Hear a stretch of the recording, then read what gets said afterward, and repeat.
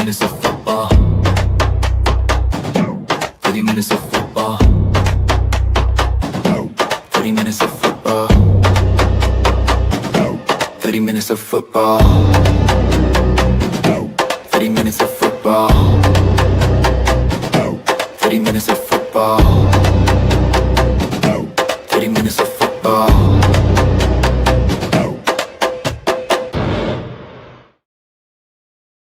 What's up, everybody? It's Aldo Gandia. Daniken has just popped in backstage. I'll bring him in a second. I just want to give a personal note about my rehabilitation.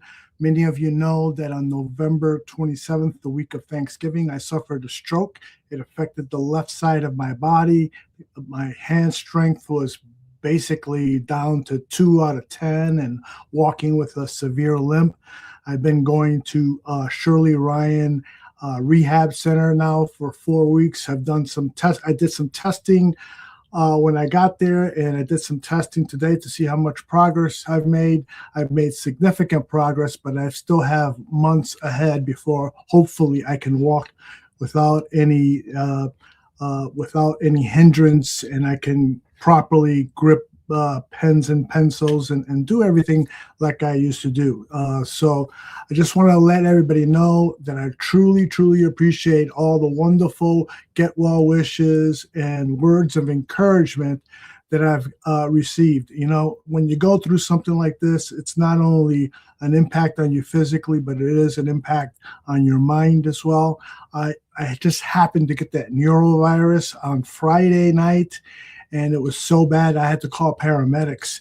I mean, I was shitting and vomiting all over the fucking place, and I thought it was over for me. I lost total muscle control on my body, and really started to think maybe this is like my entry to death. And fortunately, with the great support of my wife and the rehabilitation people, I'm feeling a lot better about my prospects to live a normal life again. And I also feel really lucky and fortunate to be here with you guys to talk about the team that we all love, the Chicago Bears. And for the next, 25 minutes or so, I'm going to do it with my man, Daniken here, who is the man. Daniken, what's going on, brother? Man? What's going All on? right. How you feeling? You know, I was just saying that I had got that neurovirus, whatever the fuck it's called. I got that on Friday, man. It wasn't pretty, bro. It wasn't pretty. So And you know whatever what, you do. man, you battling back, man, and that's a big that's a big accomplishment, man. You know what I mean? You gotta take all the little wins, pocket them together, and it's gonna be a big one. Yeah, that's exactly right, man. And words like I'm seeing in the chat now, and words like yours, you know, are really, really a motivating factor, and it makes me feel like I'm not alone in this battle, which sometimes, you know, it's just kind of natural to think that way. And so, Hmm. thank you, Dan. I really love you too, and MC Fact and everyone else, Swanky, all great stuff from you guys. But let's talk football right now, because we had a game on Sunday night that was really one for the ages.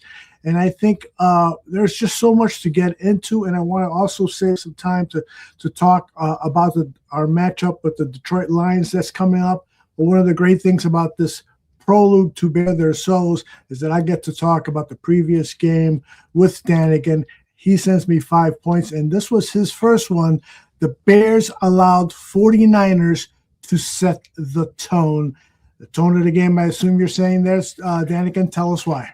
Yeah, I'm saying tone of the game. A lot of people were talking about like physicality of the game, right? The physicality, and I'm not talking about physicality because I don't think the Bears were dominated physically on the football field. But what I will say is that they set the tone, the 49ers did, in tempo and pace of the game, right? They played it. What's up, man? Dan, what's going on? But they played the game at a different level when it comes to tempo. They didn't allow anything that the Bears did get them out of their rhythm, and they established their rhythm, and they had that rhythm going for the entire game. Um, I mean, what was it? 5 consecutive drives where they scored scored a touchdown or whatever the case. I mean, they were just methodically walking and marching up and down the field on the Bears. Um, and it didn't matter. The Bears were playing decent defense. They started off the game with an interception of Brock Purdy, a batted ball. It was by Jalen Johnson. Then it was intercepted by on a tip drill by Edwards, and he ran it in for a touchdown. Bears started off 7-0, and everybody's like, okay, let's get it. You know what I mean? And that didn't thwart, or that didn't throw any type of wrench into what San Francisco was planning on doing. They went out there and they still methodically executed their plays, and they set the pace for that game, the tempo for that game. The Bears were constantly, even though they were playing, step for step with them, but they were playing at their pace. They were playing catch up mode instead of being able to go out there and kind of dictate what they really wanted to do on the football field. So I think that's what I mean by they allowed the 49ers to kind of set the tone or pace of the game, the tempo and style of the game that they wanted to play, and the Bears had to basically try to keep up with it.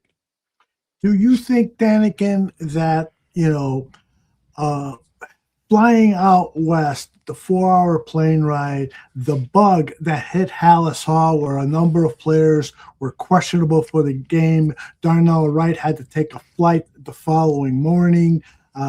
DJ Moore played in the game, but he was clearly just a decoy.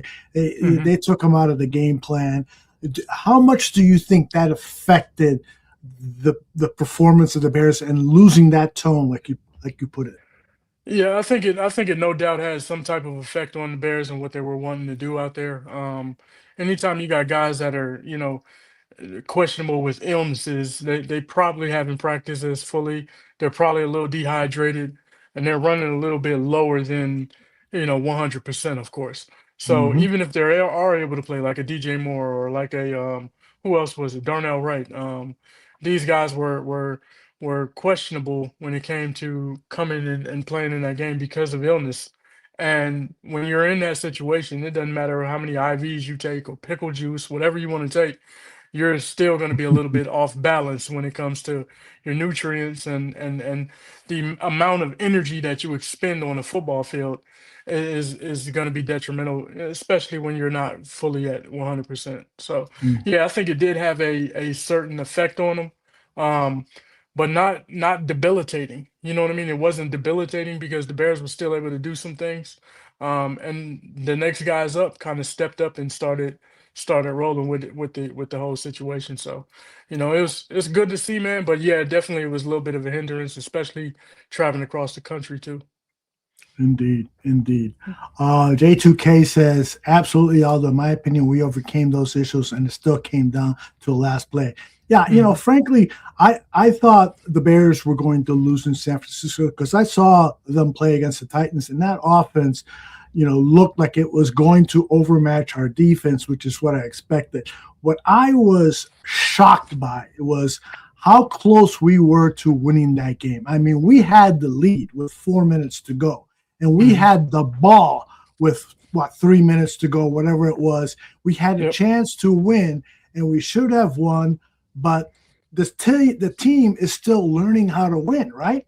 And I'm Yeah. sure you're probably going to hit on this in one of your coming Yeah. points there, so I apologize. But let me get No, this you're good. question in real quick. Petty King says, although Daniken, if the Bears are to get back to Santa Clara, 98 has become a game record. Would you guys agree? So who's he talking 98? Who is that? 98. Montez He's Sweat? talking about, yeah, Montez Sweat. Yeah. Okay. Yeah. Do you think he's become a game record? I was a little disappointed in his performance because he was going up against a backup left tackle because what's his name left the game after the first play.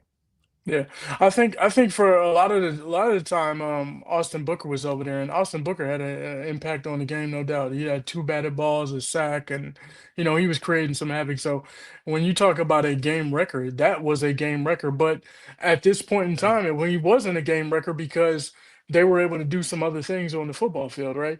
So you can only Mm-hmm. be a game record if you really impact the game, to a certain degree Wreck the game. that causes, yeah. Now he made some outstanding plays, but he wasn't a game record. When it comes to Montez Sweat, man, a lot of people want him to be this type of player, like a Khalil Right. Mack or a, you know what I mean, somebody who's gonna just go in there and dominate. That's never been his MO. You know what I'm saying? Hmm. He is a Hmm. solid player. He's good against the run. He's also can get after the passer, right? But he's got to have somebody on the other side of him that's really playing well as well, in order for him to have a true impact on the game. Now he will pop up every now and then and dominate a game or create some havoc, but he's not going to be consistently that type of player because that's just not what he is. It's not what Right. he's ever been in his career. So Right.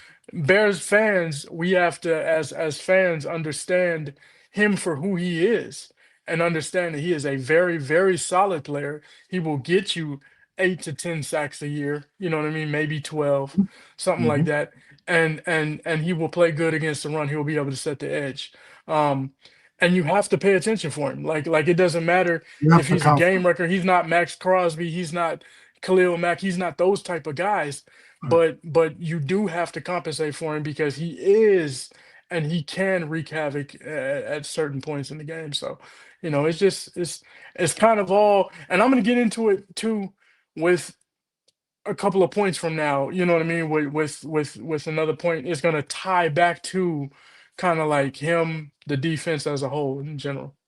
All right. Well, let's talk about the defense. Your second point is the defensive effort was there. Tell me what you mean by that, bro. Yeah, a lot of people were kind of down on the Bears defense, though. Nobody wants to play defense, this, that, and the third. But if you really look at the game and you really look at how the game was going, the Bears, they didn't lack effort out there, right? And that's when I get frustrated, looking at defense when a team is lacking the effort. They're not putting forth effort. They're not doing what they should be doing.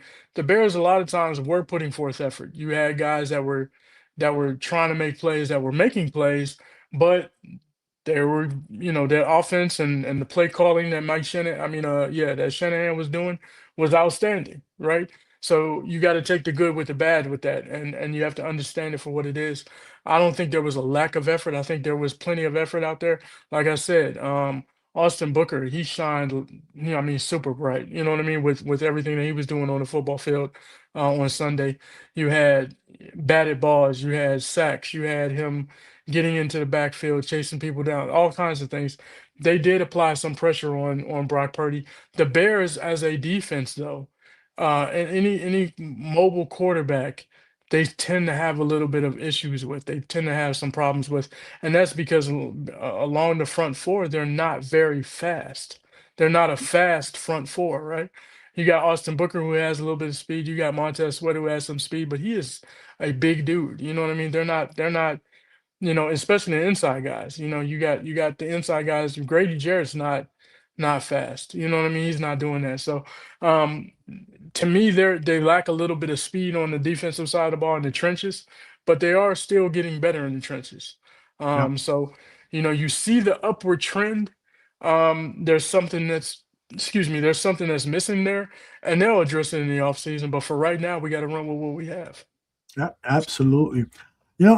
One of the things that where am I? Here I am. One of the things that I'd like to see that front four do more of is just win more one-on-one battles. No Yeah, defensive lineman wins every battle. They don't even win half their battles. But if you got to get up to that 25-30%, win those battles, and when you do that, the defense just starts to flow. And against San Francisco, we were rarely winning any battles. yeah, yeah. All right, It's a tough one. That's a tough one. That it is true, is. though. Let's go on to point number 3, which is the Bears' offense lacked rhythm. What do you mean by that? Yeah, a lot of people would say, "Well, what are you talking about, Dan? They put up 38 points." You know what I mean? And yeah, they did put up 38 points. A couple of them was long, deep bombs that were touchdowns. The defense did score a touchdown as well. So if you take those out, and I'm not saying just take them out, just discount them or whatever. But if you know what I mean, on those types of plays, one was a busted coverage, you know what I mean, and things like that. But what I mean by they lacked rhythm is there were three and outs. There were a couple of three and outs, especially in the first half. And in the second half, they had a couple of sustained drives and things like that that I saw that were really good. But at the beginning of the game, In the first half, they had several three and outs, and I was like, okay, the offense doesn't look good right at that moment, right? And that's what I mean by lacking rhythm. I believe that Caleb Williams is a rhythm quarterback. Once he gets into a rhythm, he gets his feet under him, he starts throwing, he gets comfortable, he gets more accurate as the game goes on. Um, and that's because of rhythm, timing. All those things are very important to an offense, especially Ben Johnson's offense, right? So Mhm. that's what I mean by the rhythm was off. The Bears' rhythm offensively was it was not there for me. Just from what I saw, what I was watching. Those three and outs, man, you got to be able to move the ball, and this kind of goes hand in hand with the ability to, you don't have to score on every drive. I'm a Mhm. firm believer in that, but you do have to give your defense a rest. You know what I mean? You can't, it can't be, okay, we sit down, they punt it to us, or we got the kickoff and we sit down for a second and it's three plays and you're out. And hardly any time goes off the clock. You got to move the ball, advance the ball, get some field position battles going on, so on and so forth.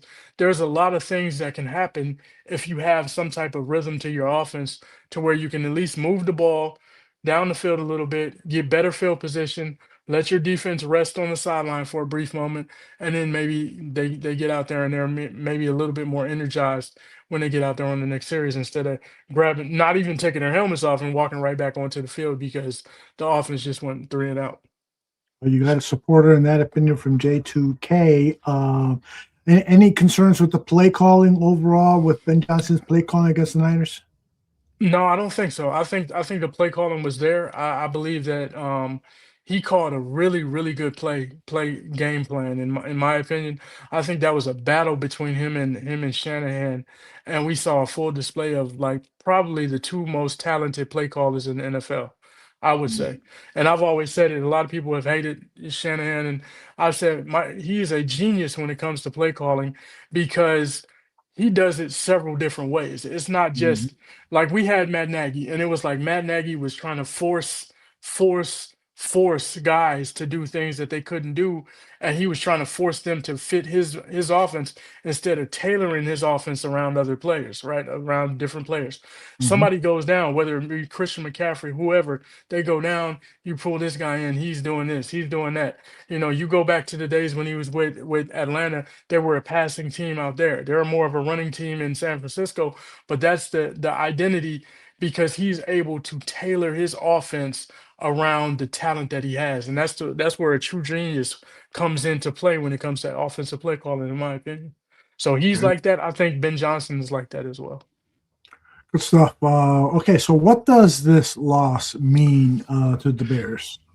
Oh, this loss doesn't mean anything, man. I mean, we have I mean, we did lose out on the opportunity possibly to get the number one seed, even though that was a long shot. But we still won the NFC North division, which is what the first goal of the season should always be. Beat Green Bay and win the division. Those are the goals that I like to see happen. And if you do that, then you're in good shape. So all this loss means to me is that the Bears probably will play 3 games in Levi Stadium this year. Ooh, look at you making predictions. I love it. I love it. That's what it means. That's what the Bears have an opportunity to play 3 games at Levi Stadium, possibly. Well, I'll say this. It means something else. And so when I roll the Bear Their Souls open, it's right at the top. You'll hear Ben Johnson say that they missed out on an opportunity, and so it meant something from that. And I'll Yeah, just give it away. It meant them feeling like they won the NFC North as opposed to it was given to them because the Packers lost, and that that's true. means a lot. That means a That's true. lot. Um, but I get what you're saying, absolutely. And I love the fact that you're saying we're going to play another game in Santa Clara.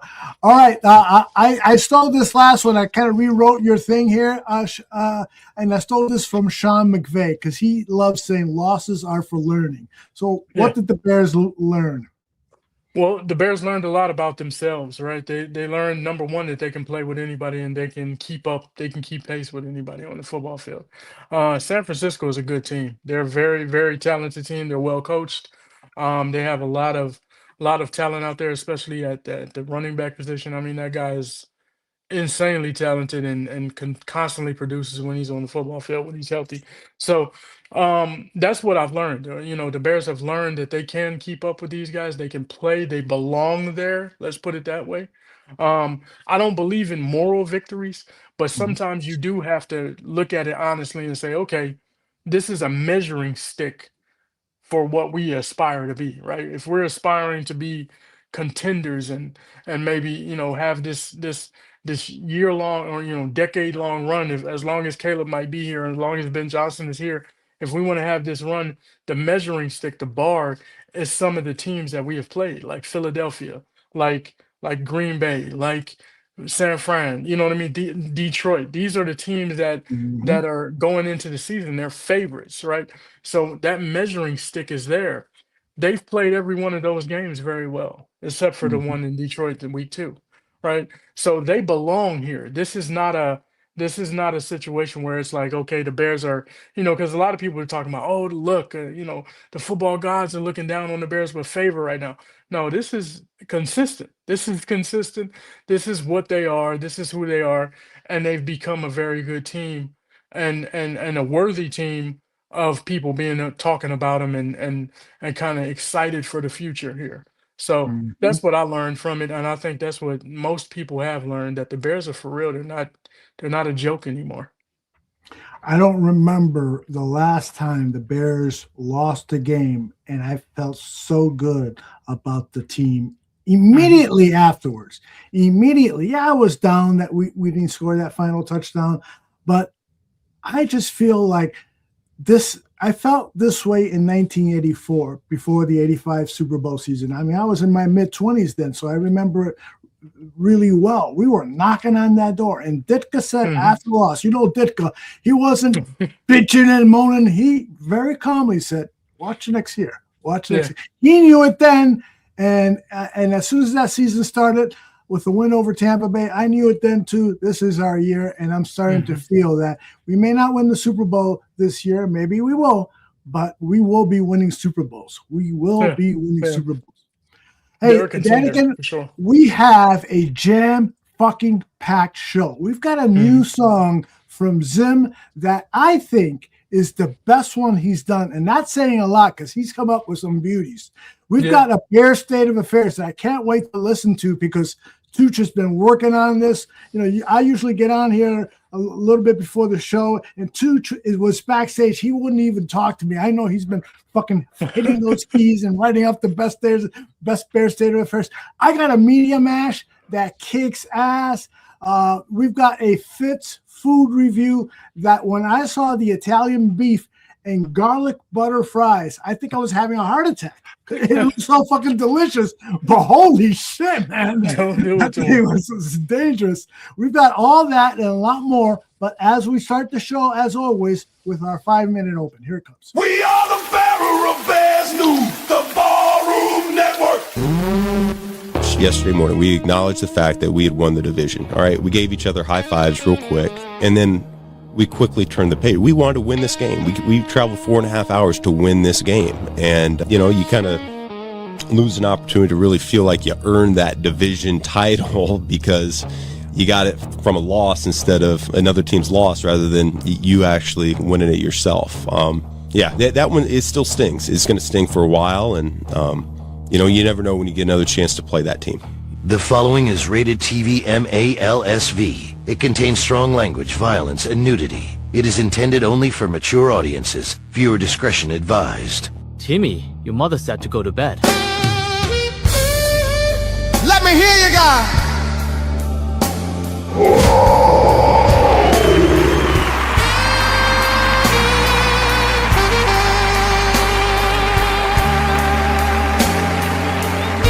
Excuse me, can I keep her?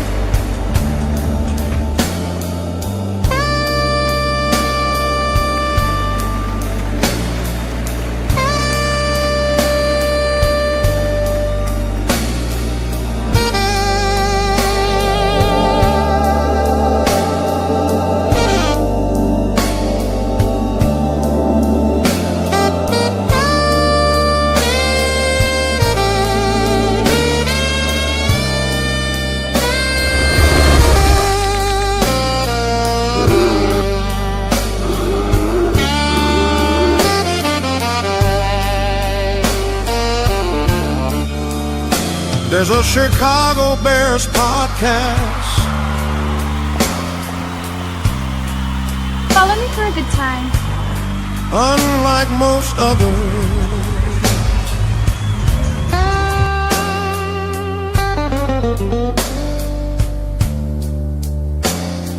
A bunch of guys on the broadcast acting much like brothers.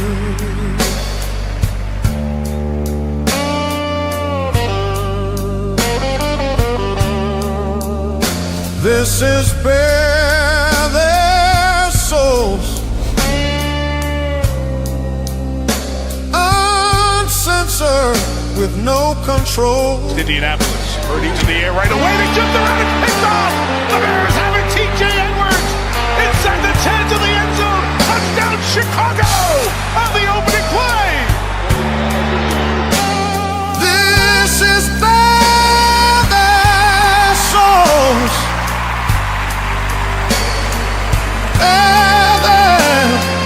Bare Their Souls. Let's go. Let me hear you guys.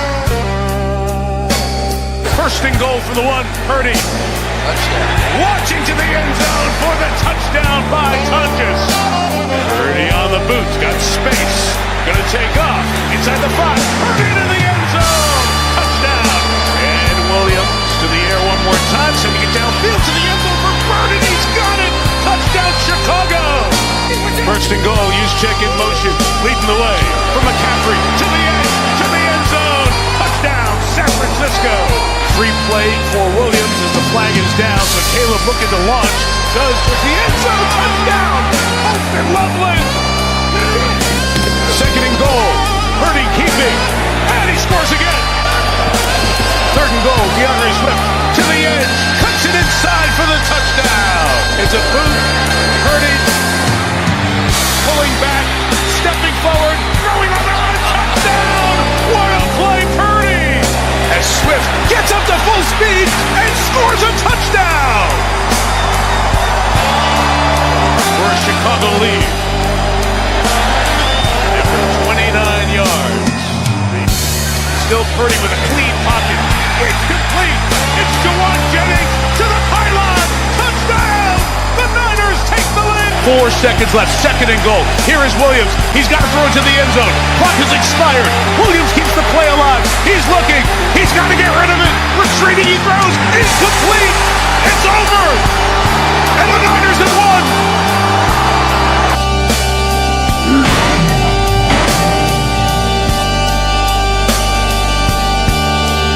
Let's go. This is Bare Their Souls. With some likable a-holes.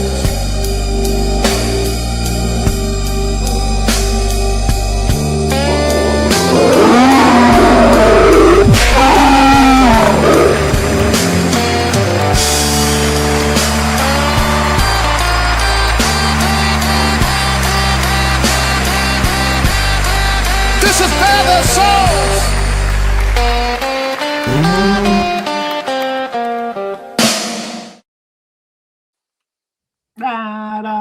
All right, everybody. Merry Christmas. I hope Tooch, Zim, Danigan, all of you guys had great Christmases. I want to find out how it went. Start with you, Tooch, and your daughters and your wife. How'd it go? Well, I got a great gift from the girls, the flu, the gift that never stops giving. Yeah, I was in bed all day on Christmas Day. Oh, Yeah. Oh. Other than that, it was pretty good, Aldo. You didn't have it as bad as I did when I was shitting and vomiting all over the place. No. Did you? Okay, good for you. No, that open was fire, though, man. Thank you. That, Thank you. Bare Their Souls pub, that sounds like a good place to pick up some AI tales, Em. That's it. Somebody asked me, hey, is that the virtual bar room that you created in the Bare Their Souls Open? Is that a lesbian bar? Because all you show is girls and bears. It's not a bad idea. So I added a couple of strippers. Zim, how are you? How's the family? How was the holiday? It's all right. Good holiday. You know, working a butt ton because it's our busy season now. But yeah, I mean, getting it done. Just kick back a little bit today. Spent some time with the family, and now we're here. Excellent. Danica, how was the holiday for you and your son and others? Not bad, man. We had a good time. A little bit of time off of work, a little bit of time off of school. Of course, he's still out, right? He's over at mom's house now, and playing and laughing and with other kids and everything like that. So they're having a good time. He had basketball. We had our first little game yesterday, and I was nervous because I'm like, how are these kids gonna, you watch the same kids in practice, like, oh man, they're not doing this, they're not doing that, blah blah blah. They followed directions really well during the game, right? We won the game 36-14, so I was like pretty amped up about that. Yeah, Yeah, hell yeah, man. That yeah. is awesome. That is awesome. Zim, did you get to watch the game or were you working? Both.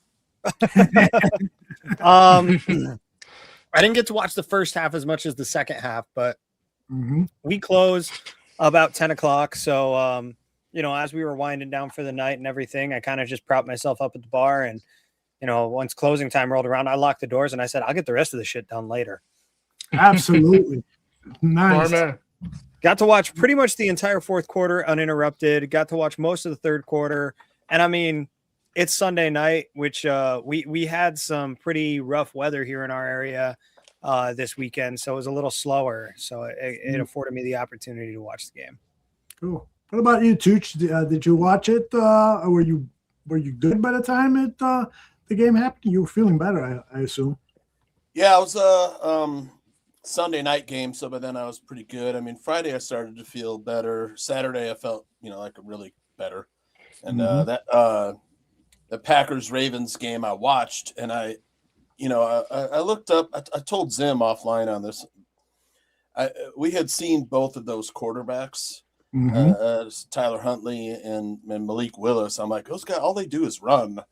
So I looked up on DraftKings what their rushing prop was. It was like 22 yards for Huntley and like 29.5 for Willis. I'm like, I bet I've pounded those. Then I like laddered at 30, 40, and I should have done 50 because I think they both got to 50. Man, I cleaned up Saturday night. It was like $325 a night for me. Nice. So really nice. All right, we have to address a question that just came in from Scrolls. So are we going to replace Dennis Allen with Lovie Smith? Now, I understand the sentiment. Lovie still has a lot of lovers and stuff, but I have not given up on Dennis Allen despite what happened Sunday night. What do you guys think? No, I mean, nobody else can stop Kyle Shanahan either. Like, exactly. It's Kyle Shanahan. Like that. When it comes down to it, like you knew this was going to be an offensive game, regardless of how good your defense is. Like, I don't think it matters who your team is or what your defense is. You have to score 25 to 30 points minimum to beat San Francisco. So, I mean, that's where it is. And let's be honest, like this defense still has quite a few significant holes that need to be filled that we thought they might have filled in the offseason, and then either between injury or guys not living up to expectations, these positions still need to be filled. So yeah. I think I've been saying it all season too, man. Like, I've been saying it all season. The defense is not a shutdown defense. It's an opportunistic defense. So they're going to take advantage when you put yourself in a bad situation or you make a mistake. They did it. They took advantage. Brock Purdy, they should have had 2 interceptions. That penalty on C.J. Gardner-Johnson was trash. That should have changed. And that would have changed the dynamic of the game too. Right, because it's 21-21 at that point. You get an interception, 3 minutes to go in the second quarter. If the Bears drive down, get a field goal or a touchdown, they're up and they get the ball back at halftime. Right, so the whole dynamic of the game has changed at that point. That was a huge play. So the Bears are opportunistic. They will take advantage when you make a mistake. But the problem is that San Francisco is a well-coached team. They don't make a ton of mistakes, right?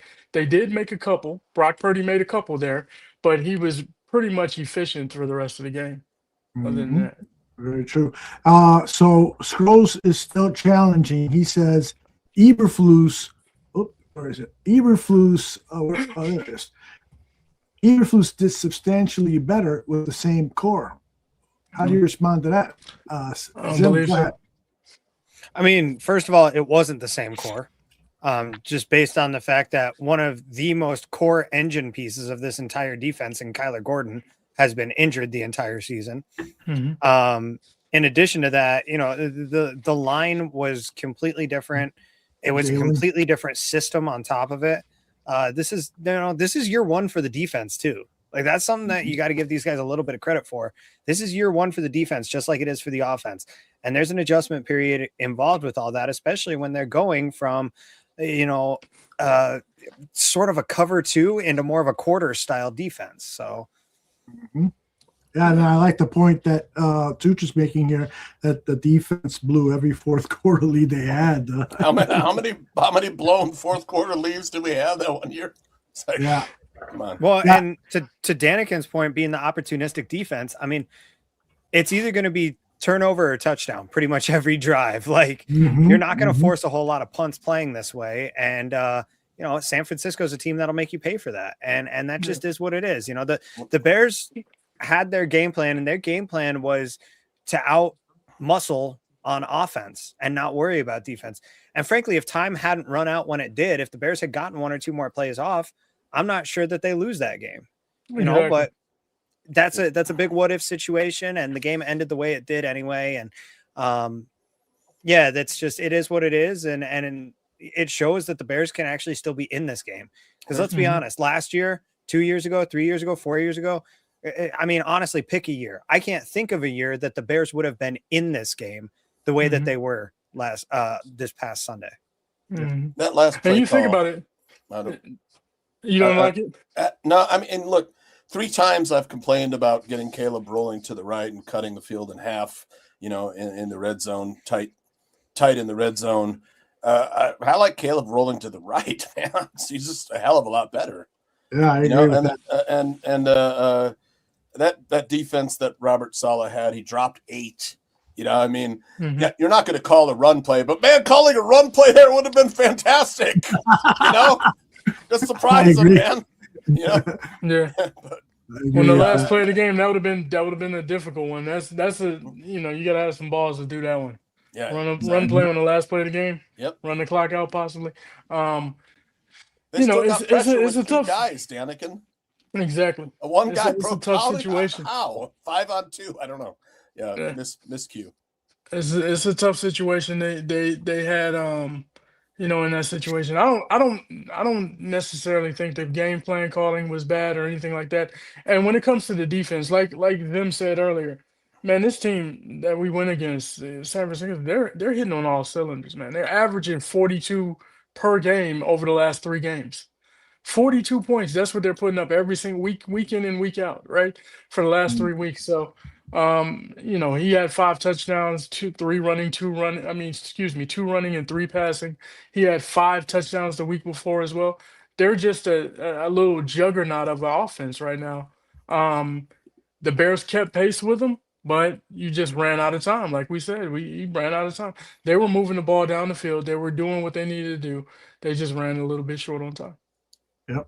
And I get where Strohs is coming from. He's concerned that we're wasting another year of Caleb's rookie contract with this defense. I get the concern, but I think all the guys here have made good points. When you're losing Jalen Johnson and Kyler Gordon and you're missing Tremaine Edmonds, when he was playing at a Defensive Player of the Year trend, I mean, a nominee at least, certainly Pro Bowl, and you lose him, and now he's come back and he's still slowly ramping up and so forth. There's been so many disruptions to this defense that hasn't been fair to Dennis Allen. And like Tooch said, installing it in the first year, there's going to be hiccups. I will say this: the Bears defense gave up 52 points to Detroit in Detroit. This upcoming Sunday in Soldier Field, they got to allow like closer to 10 points, which is what the Lions scored last week against Pittsburgh. They have to do a total reversal. And I think that these guys are going to do that. By the way, I want to share something with you real quick that's a little bit off topic, but it's sort of on topic. I saw this just before coming on. I grabbed it off of Twitter. This is the Bears wide receivers had a secret Santa, and Coach Antoine Randall L shot some video and posted it. Check this out.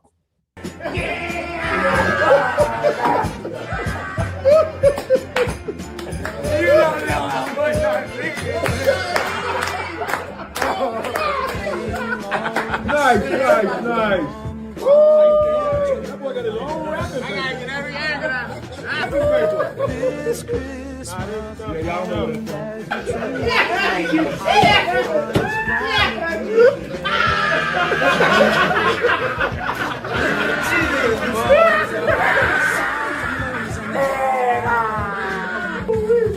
We're counting.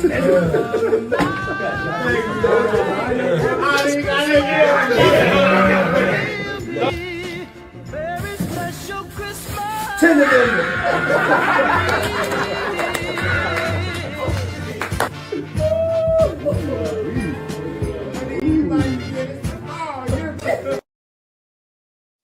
I love these guys. I bet you that was going on in all the defensive backs rooms, linebackers room, defensive lines, every part of Hallis Hall. Those players were having a good time, even despite the fact that they lost. I think they're coming back refreshed. I think they're coming back angry, and they're going to take it out on the Lions. That's how my gut feels about it. Anybody disagree with me? Looks like a real band of brothers. I love that. I love that. Caleb's going to go for like 271 and 5 touchdowns. Right over that 4,000. How much? Yeah, so that puts him at 4,000 yards and 30 touchdowns. 4,001. Yep. Oh, if he gets five touchdowns and 270 on the yardage is all he needs. So yeah, would love. that. I know a lot of people, and Ben's gonna try.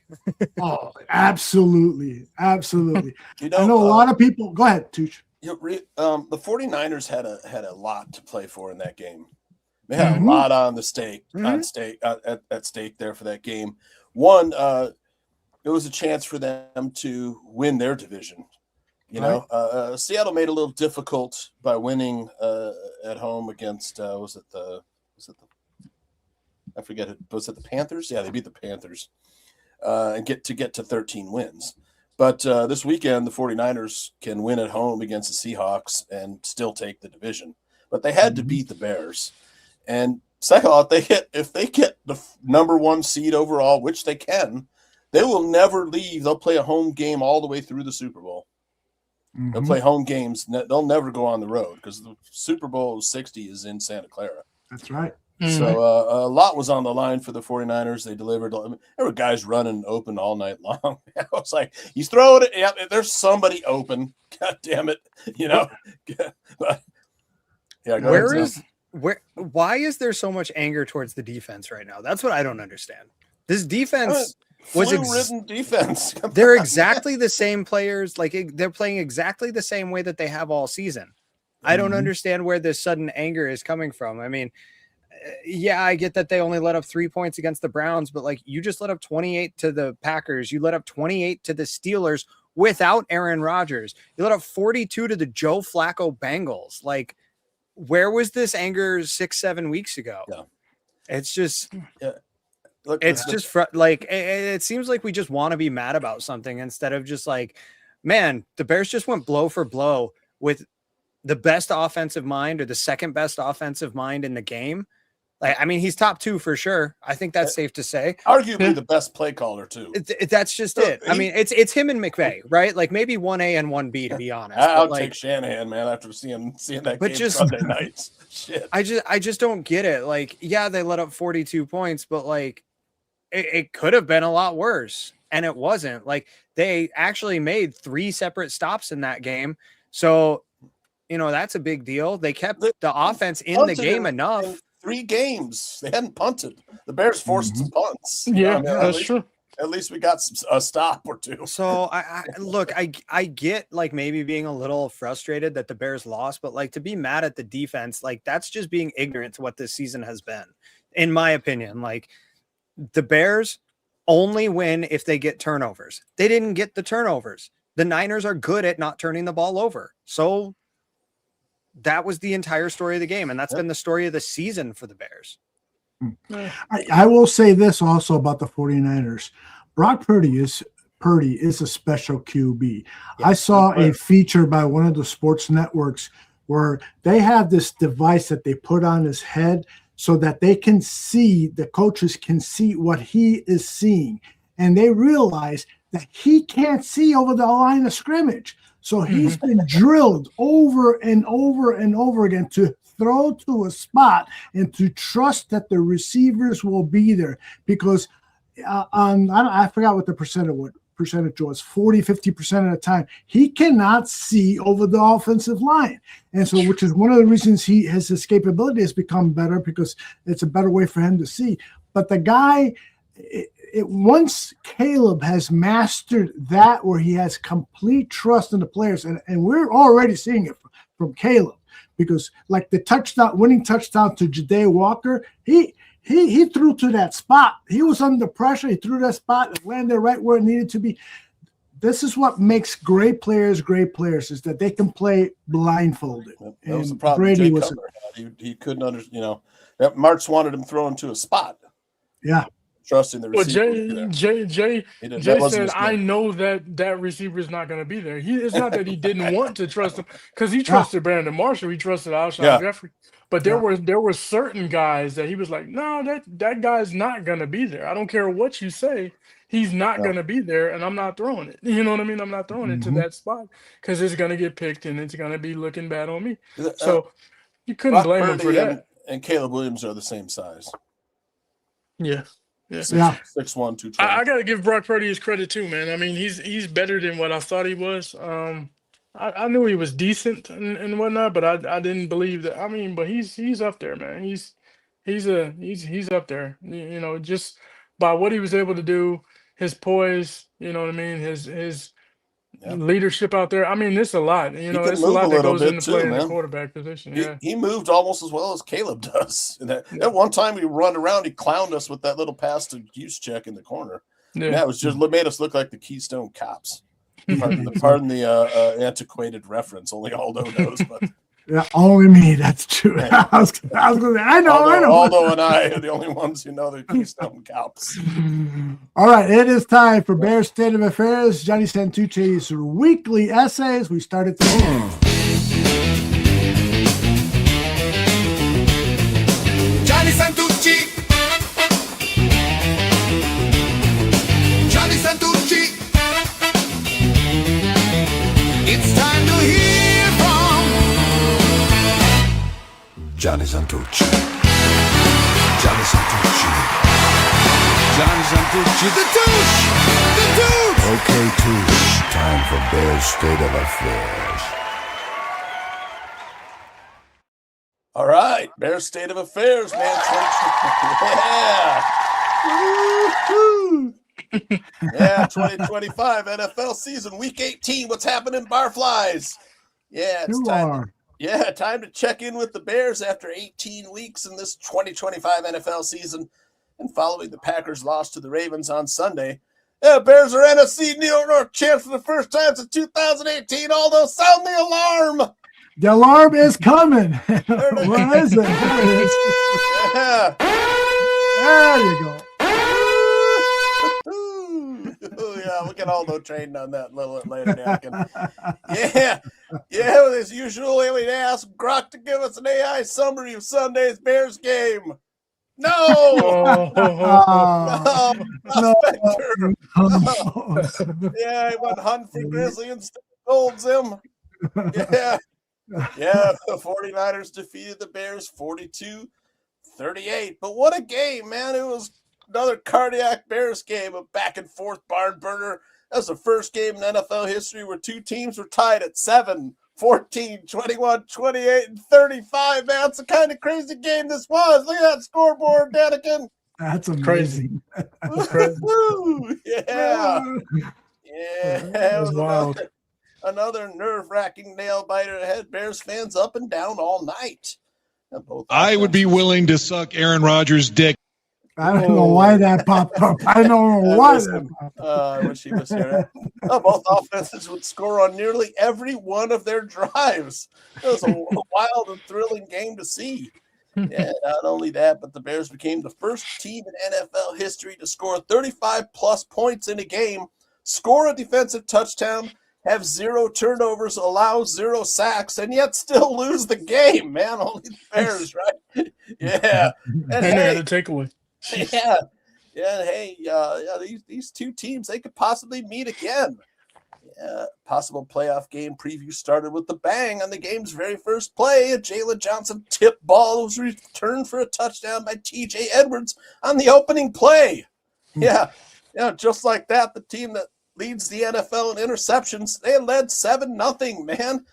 Yeah, San Francisco would score the next 14 points, though. 49ers quarterback Brock Purdy throwing and running for touchdowns.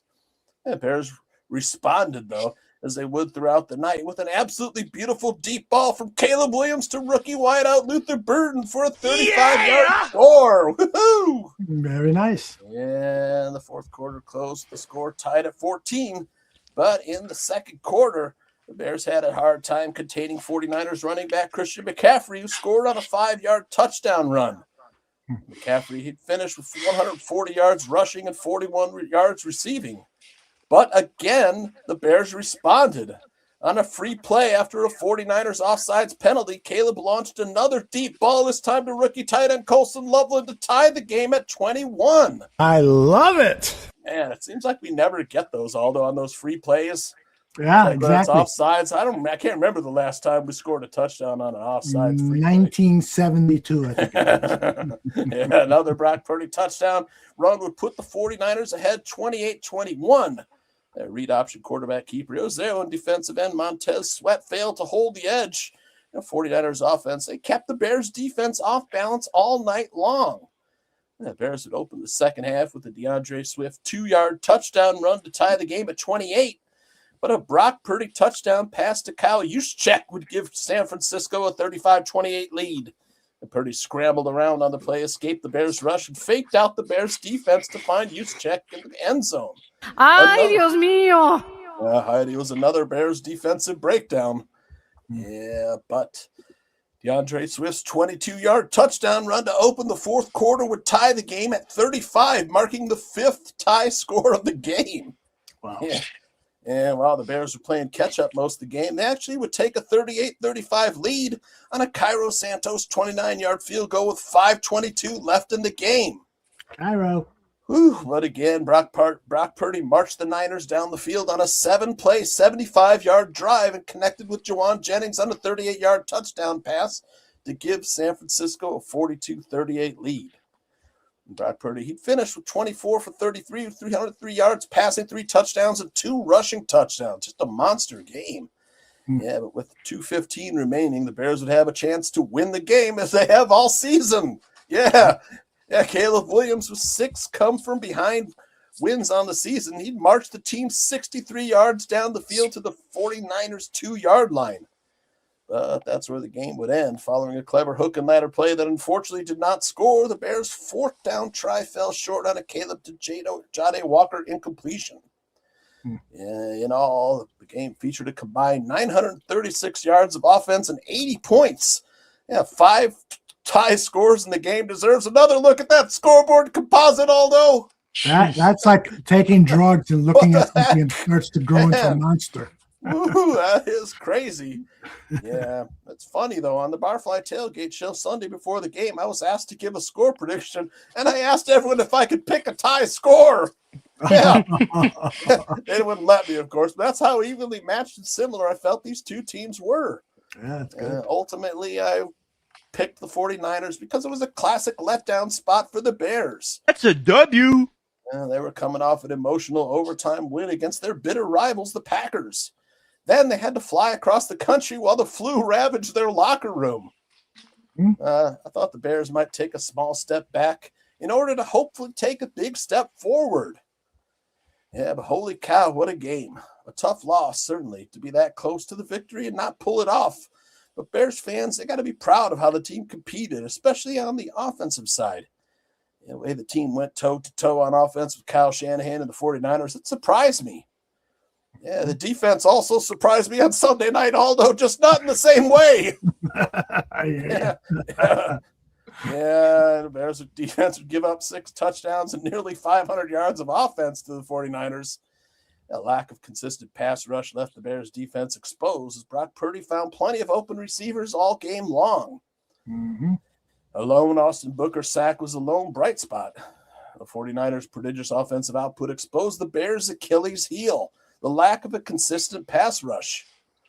And defensive coordinator Dennis Allen, he'll have to find answers in a hurry if the team is going to make a playoff run. But for a loss, there were definitely some good things to take away too. The Bears rookies really balled out, man. Luther Burden had 8 catches, 138 yards, and a touchdown, man. And showed off his moves again. Yeah! Man. Yeah. Colston Loveland, he had 6 catches for 94 yards and a touchdown. That's the great preview of the future of the Bears offense. Yeah, the Bears also got key contributions from rookies Kyle Monunga and Jade Walker. Yeah, these Bears rookies have a lot of potential. This team has come a long way from last season. A year ago, the 49ers dog-walked the Bears in a 38-13 blowout. In that game, Caleb Williams had 134 yards passing. On Sunday, he put up 330 yards passing. Will have a chance to reach the ever-elusive 4,000-yard passing milestone. At 270 yards against the Lions on Sunday, Caleb Williams will reach that milestone. He's now 8th in the NFL in passing yards with 3,730 and 9th in passing touchdowns with 25. Yeah, Danikin fans are going to have to fill out a Caleb Williams apology form now, I think. Yes, sir. What do you think, man? They might have to. Yeah, get your pens ready, barflies. Yeah, he's achieved this despite having the worst completion percentage in the league this season. And this is the inefficient version of Caleb. Man, imagine what an efficient Caleb Williams looks like. Exactly. Yeah, look, Caleb Williams has 6 come-from-behind victories in under 2 minutes this season. Yeah, while Caleb couldn't convert his 7th come-from-behind victory in under 2 minutes. Yeah, 6-1 in those games and stopped 2 yards short while time expires. That's almost as good as it gets, Zim. Yeah, you know it. Everybody knows it. Even this guy knows. Never fucking give up. Never. I'm proud of this team. They always fight to the last second. Yep. Yeah. Bears have won the NFC North. They've clinched a playoff spot.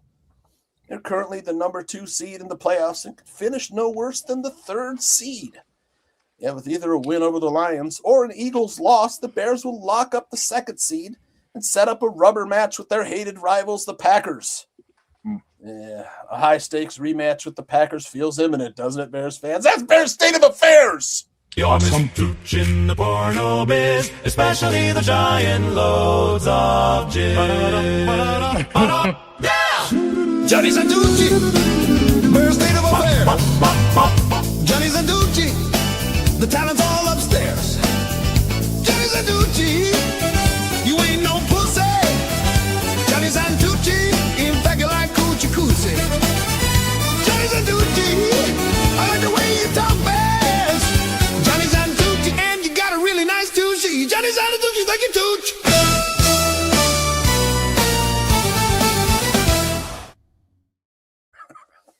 I don't know how I come up with this stuff every week, but hey, I'm glad I pull it out every week. I am really glad. You got it. Hey, Danica, when Tooch first started Bear State of Affairs, he had a bad internet connection, so we could only hear like every 3rd word and stuff. We were missing all this great stuff. Processors, not insufficient processor speed on my laptop. Whatever the fuck it was. It's the same problem Aaron Kurt's having on Barfly Tailgate these days. Hey guys, he's listening to the show on replay tomorrow. So. Start with you, Zim. Anything in Tooch's Bear State of Affairs that you want to comment on, debate him on, anything at all, Zim? Muted. $1 in the mute jar. I'm muted. No, I'm ready to move on to Detroit. If I have anything else to say, just 2 things to add on to Tooch that I was listening for that I didn't catch, but the first one is the Bears have gone 2 straight games without allowing a sack for the first time since 2005. Wow. Did not That catch is that. awesome. I didn't see that stat. I Crazy. know if they don't if they throw an interception or less next week, they'll have gone an entire season without having multiple interception games. Yes. No two interception games. There's all kinds of great stuff. No, I mean, honestly, that's all I've got. That's all I've got. That's the only thing that I would have to add or comment on or anything. Dude, you nailed it this week. I love it. But like I said, I am so ready to move on to Detroit and get this game behind us because, I get people might be frustrated, but we'll probably get another chance against the Niners. So we'll talk about it more then. I hope so. What about you, Danigan? Anything you want to challenge Stooch on? Man, probably the I don't even want to challenge it. Actually, I mean, just to have the apology of form, I guess. There are some people that do deserve to need to apologize to him. Need to send him But one. I will say, right? I will say, it goes without saying, you can't be last in completion percentage. You just can't. You got to be better than that. Yep. So once he gets that up, man, I think I said it. If he ever gets that up, then it'll be good. One thing that I will say that I give him credit for, and I noticed it during this game, he was throwing the ball with a little bit more touch, not firing the ball on every single play, right? Yeah. So he was throwing the ball with some more touch, and it's like he's close to figuring some things out. You can see it game by game happening, right? So once that happens, man, I mean, offseason is going to be great for him, and he'll probably hit the ground running next year pretty well. That's fair. That was the second point that I had that I forgot. Before this game, Caleb Williams is actually completing 68% of his passes that are not drops, throwaways, or tips. So he's actually completing a very high percentage of his passes on those that are getting to their intended target. Yeah. He really and does. by the way, fuck you, Chris Collinsworth, with that's the one thing he needs to work on is the motherfucking pass rush is coming at him. He's got to get rid of the ball, and you're over there complaining that it wasn't an accurate ball. Come on, that's just bullshit. When some of those makes me sick. They're almost some of last those in are not the his league play. in pass rush rate. They got pressure on us. That was disappointing.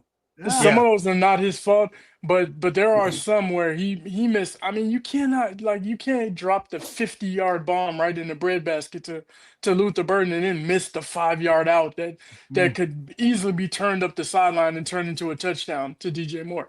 Like, you can't miss that throw. Those are gimmies. Those are layups. That's what they call bunnies in basketball, right? It's a bunny when a guy misses the layup, the tip in or whatever. He's missing a bunny. Those are layups. You need to make that play. I'm sorry, you just have to. So, I don't agree with Chris Collinsworth, and I can't stand some of his commentary many times. But man, opportunities.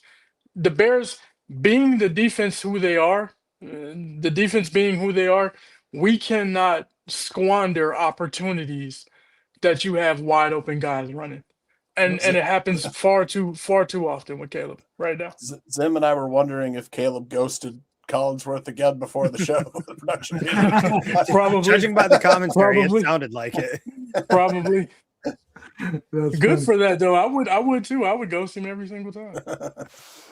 One of the things that I want to hear your guys comment on was the hook and ladder throw, which was no timeouts. It was a very risky play to run. Let's Caleb The Williams. 49ers got lucky they stopped that one.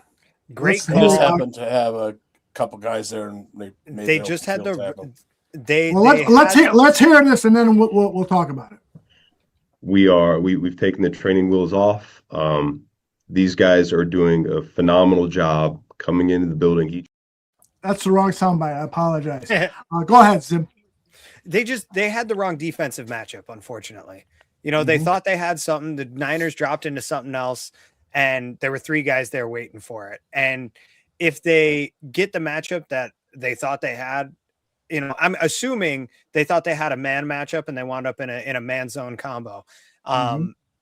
If they got the true man matchup that they expected, that probably scores every single time. And it's unfortunate that it didn't work out. But I mean, I thought it was a great call when it happened. I thought he was going to score it. And it's a great example of why these fucking screenshots that we keep seeing are such a bad thing for the game. Because if you screenshot the moment where that pitch is made, you would never know that he got tackled. You know, they're so misleading. These people that watch tape and don't know what they're breaking down and seem to think that things can happen instantaneously. You know, people and momentum are going certain ways. And again, it was a great call in the moment, and it just unfortunately went 2 yards too short. I gotta agree with J2K here. There's been some more than a couple, questionable play calls by Ben and down close to the goal line. I don't mind that play though. I don't mind that play call. I think that play call was good, and the reason being is because you make that call, and yeah, they didn't have any timeouts, but they were able to get the spike off and kill the clock. So you had enough time to make that play and say, okay, if it doesn't score, we still got the first down. We can kill the clock real quick and then make our play. So I'm not tripping on it as much as some people might have been tripping on it. It's encouraging the way they marched down the field, 63 yards in less than 2 minutes. So, I think the one thing Ben said that he was disappointed on, he said, I was disappointed that we didn't score a touchdown or get out of bounds. So when you look at that play, I didn't load the play, but when you look at that play, if DeAndre would have maybe made a deep to the left and then run towards the cone so that he could have maybe been knocked out of bounds to stop the clock or dive for the cone and score the touchdown. Maybe it wasn't so much the play call, but it was that DeAndre didn't execute it to quite perfection. He did get the first down, and we did have time to clock the ball and get another play off, and that was great. But unfortunately, I think it rattled Ben because Ben didn't get that last play off in time for Caleb to make an adjustment. This is the guys talking about the last play. Getting lined up with not much time, and we were slightly lined up wrong, and so I didn't have enough time to be able to fix it. Yeah, we didn't quite get aligned in the formation we wanted to. It's on me. I didn't give him the call fast enough, and so he's trying to piecemeal it together. I got to do a better job on that. But we just had to try and make something out of nothing in that situation. And then, like I said, we had a shot. With all of that going on, time running down, us missing line and things like that, we had a shot. And, just got to give my guys a shot in that situation. I think I haven't obviously gone back and watched it yet, but I think I ended up dirting the ball. Didn't get my legs into it. Just put the ball in the end zone in that moment. And if it's a pick or incomplete at that point, then but can't dirt the ball. That was still pretty close, though, man. A couple feet higher. I think if Jahdae Walker doesn't slip there, he makes the catch.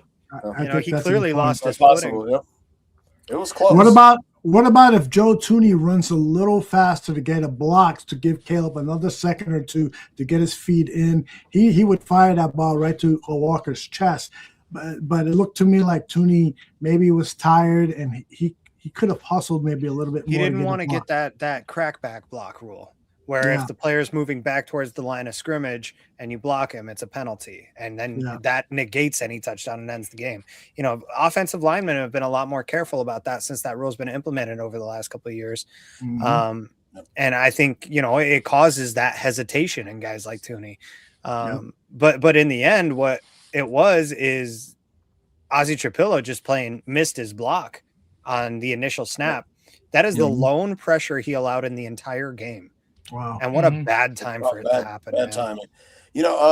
Execution has been a sore spot for the Bears this season. Just, the little details. And I think Bears state of affairs a lot of times were talked about how Ben Johnson was a stickler for details. I mean, Cole Kmet had a quote about how he's like perfection details and all this stuff like that. So, I mean, in the beginning of the season, the Bears had the penalty issue. We had like a game with like 12 or 13 penalties for over 100 yards. Several games. A couple games. Penalties were an issue.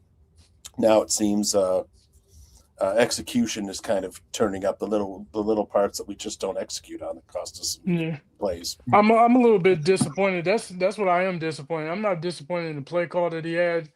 on the second to last play where the hook and lateral play, but I am disappointed that there's no reason for you not to be able to get a play call in. You're the offensive coordinator, and to me, you should have 2 or 3 different plays ready in your mind. This is what I'm going to if this happens. This one I'm going to if this happens. There should be no rattle at that point, right? If you want your guys to be poised on the football field, you have to be poised as a quarterback. I mean, not as a quarterback, as a coach, and you got to be able to get that play in there. And he accepted the responsibility, so I'm not going to bash him too much on that. Because there's a lot of coaches that would have deflected on that. You know what I mean? Coaches that we've had previously, like Eberflus or Matt Nagy, right? Yeah. They It's would never Matt deflect and Nagy's blame fault. somebody. Yeah, it's never ever his fault. Never. So he accepted it. He said, "Hey, I could have got that play in faster."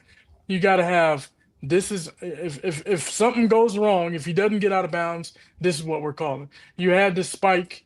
So you had plenty of time because they had to get up to the line and spike the ball. Everybody knew that. You didn't have to call that play, right? So get up to the line, spike it. All that time you should have been going over in your head, what's the next play? What's the next play? What's the next play? There's no reason for a play clock to start and the clock is stopped and everybody's there and 35 seconds goes by and you don't get to play in ample time for guys to be able to be successful. Yep. And, it's a pressure-filled moment. I mean, yeah, it is. I can imagine the pressure. I mean, I'm trying to run around, make a throw, man. It's like adrenaline has got to be sky high. There's so much pressure, everything on the line. I mean, got to understand. The they got to be used to it by now, though. Yep. 6 games they won. It makes me wonder. Still the Iceman. Based on how San Francisco attacked it makes me wonder if they build in a backdoor into some of these plays in the future. Because, I mean, if they just run a QB draw out of that, that's an easy score, and they could literally build some kind of backdoor in there where hey, you see linemen go back in coverage like that, just go hit them right in the chest and take it in. And it's an option because it would have resolved that play, and it's something that I feel like Ben Johnson is smart enough and effective enough as an offensive play caller to do. I mean, something along those lines. They were in the shotgun. If Caleb lined up under center at the 2-yard line instead of from the shotgun, I think you'd likely get a 4-man rush instead of a 2-man rush. Yeah, exactly. I think we might have had the better matchup. You could run some play action or RPO. It's something. One of the things that I loved after the game was listening to Caleb Williams at the podium.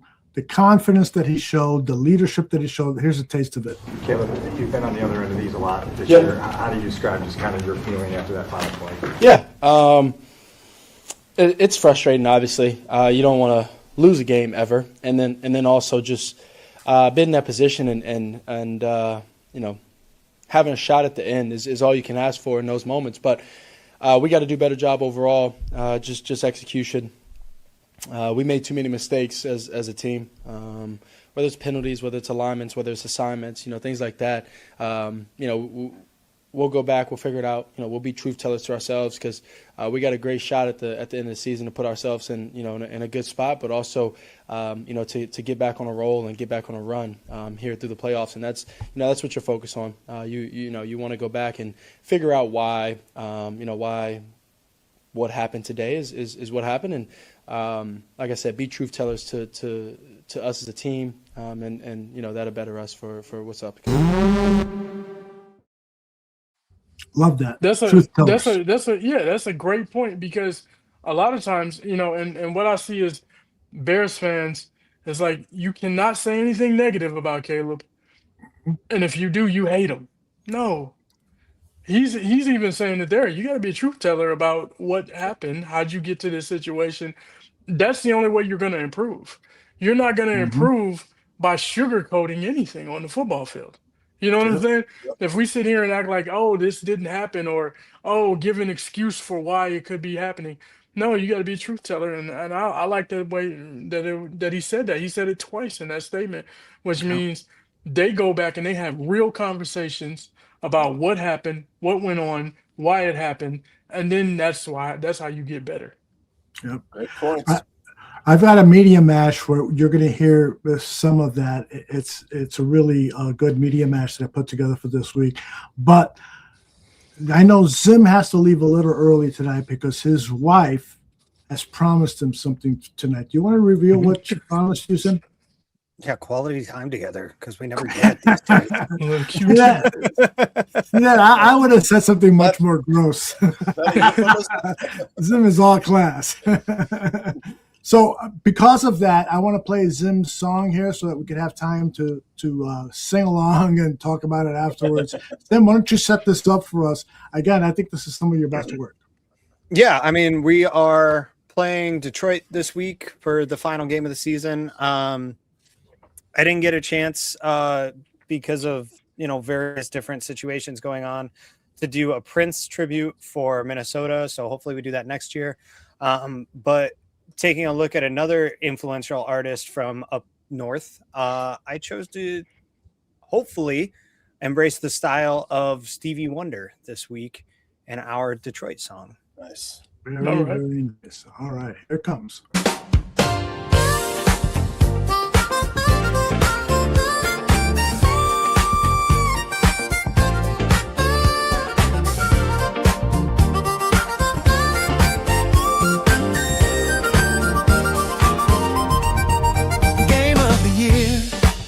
That's what I hear. Just another loss, according to the boss. Blow for blow, held their own. Time to contend. These boys are not pretend. Time to look ahead. Time to look ahead. Better be ready. Till your good gets better and your better gets best. Never let it rest. Yeah, the best are gonna get what's theirs. Don't really care what you think is fair. A new mentality, a new philosophy. Bears are gonna get what's theirs. Doesn't matter how they get there. The road to the Super Bowl makes a stop in Chicago. Week 18 doesn't mean too much to me. Can't afford a loss, according to the boss. Detroit revenge game, big one on the way. Can't give it to them twice. This one is for your pride. Time to look ahead. Time to look at it. Better be ready. Till your good gets better and your better gets best. Never let it rest. Yeah, the Bears are gonna get what's theirs. Don't really care what you think is fair. A new mentality, a new philosophy. Bears are gonna get what's theirs. Doesn't matter how they get there.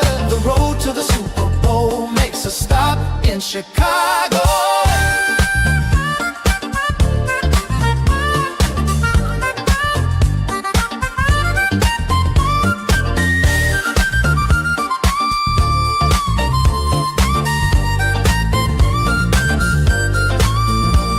The side quest to 4,000 is in sight.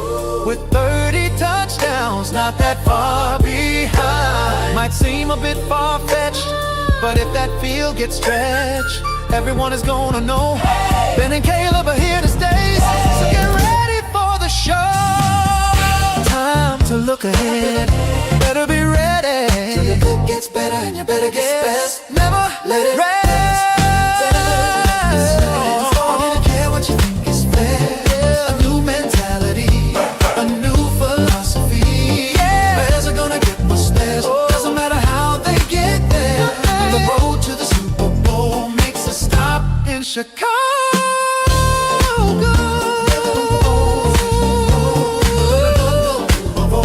Makes a stop in Chicago.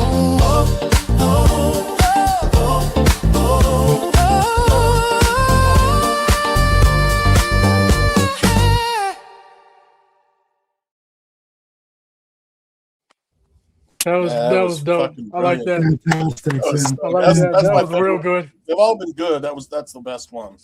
Yeah, That was Really? a nice one. I like that one. That I was felt like I great. slapped that one together. I'm Yeah, glad that you was- guys like it. Freaking Yeah. awesome. You know that sometimes happens with creative artists. You Yep. read, the Beatles did that great number Yep. one song in 30 minutes or some shit like Yeah, that. Right. that would have been Right. that would have been top of the charts 1983 on the R&B. No, I'm serious. It would That have was been. nice. I would have been buying the album over at Rolling Stone on the Harlem Avenue in Chicago. You need was to like, send me that video. I wanna Yeah, that was great. post it Yeah. out on social media. That was, you That get was- that Stevie Wonder, George Benson, Lionel Richie flavors. Yeah. Man, that was great. Yeah. Very, Yep. very nice. Very Yep, nice. lot of And memories I with never that. seen Stevie Wonder have that many women in this video though. Neither is Stevie. Oh, that was good. Cliff says, Timmy, go to bed. That's the part of the show where Timmy better be asleep by now. Oh, Timmy's wide awake. We're looking at that. Yeah, no shit. Oh, good stuff. That was Very, very fantastic. good stuff. So next week after they beat the Detroit, and they do they get a first round bye or they No. immediately play? So they would have to play the Packers, right? Yeah. Hold on, let me flash that up there.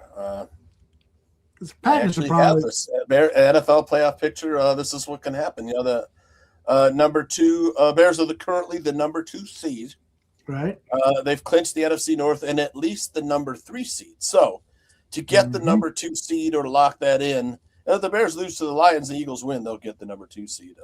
Right. The Bears beat the Lions or the Eagles lose to the Commanders, number 2 seed scenario. So number 2 seed would give them 2 home playoff games instead of 1. Mm-hmm. That's really the key there. Yeah. So there is a chance they could play a West Coast team in the first round of the playoffs, right? Which is something I would Number 2 seed, they would play the Packers because the Packers are locked into the 7 seed. Oh, they are. Okay. They have 1 tie, so they're locked into the. So we would have the home game against the Packers. That's imminent. So if we're the 3 seed, we would play like the Rams, maybe I think, or Rams or Seahawks or 49ers. It can be either the Rams, the Niners, or the Seahawks, depending on the outcomes of this week's games. So actually, I think we kind of want that number 2 seed, man. I'd rather play the Packers we want the than 2 any seed. one of those 3 other teams. Because the Seahawks defense is no joke. The Rams. Not only that, but just they're the unbeatable ability to have 2 home playoff games. If you win that first one, you don't want to have to go on the road in the second game, right? So it's super important. The more games you can have at home in that cold weather is great for the Bears. Yep. It's great that they have something at stake for this last game. Well, and here's the thing: if the Niners, lose in the second round and the Bears make it that far, the path to the Super Bowl goes 100% through Chicago at that point. So, that's why that number 2 seed is so important, because if you do make that NFC Championship game, there's a good chance it's played at home. Mm-hmm. Yeah, if the How's Bears this for a win fun and the fact? Seahawks win, we'd get the number 1 seed, right? Yeah. If the Bears and What? Seahawks win, Bears win, Seahawks win. No, Bears. Seahawks win Wait, the no, tiebreaker over the Bears. Yeah, we That's can never right. have. They'd have a better We can't record. ever have the 1. Yep. Right. Right. No, they needed to win against 49ers to have a chance at the 1 seed. Yeah, Whoever won that game was still alive for the 1 seed, and whoever lost was eliminated from the 1 seed. I forgot the Seahawks have 13 wins already. Yeah. No, here's They're a fun one little that have fact. 14. Speaking of playoff seeding, if there was no such thing as the 7 seed still, which has only been around for 5 years now, Matt LaFleur would have never made the playoffs with Jordan Love as his starting quarterback. Ooh, look at that. The Packers have been the 7 seed for 3 years in a row and have been, coincidentally, first round exits 2 years in a row and potentially a third. Yeah. Right? Was Malik Willis the quarterback in the playoffs last year? Well, it the was, Packers? yes. Yeah, because Jordan Love got injured. But yeah. Oh, that's right. So he essentially, hasn't- we could say essentially that the 7th team making the playoffs is a Packer rule to get them in. There you go. Basically, yeah. Like, actually, Basically what it is. Matt LaFleur Yeah. would probably be fired if the 7th seed didn't exist. Exactly, because he wouldn't have made the playoffs. Mm-hmm. 3 years in a Now, row. the Bears, did take it one of those years as well. So, not that any of us would ever hang our hats on that terrible 2020 season. But the Bears 8-8 were record. first ever 7th seed. Hey guys, we have our next feature is coming up, and we always start it this way.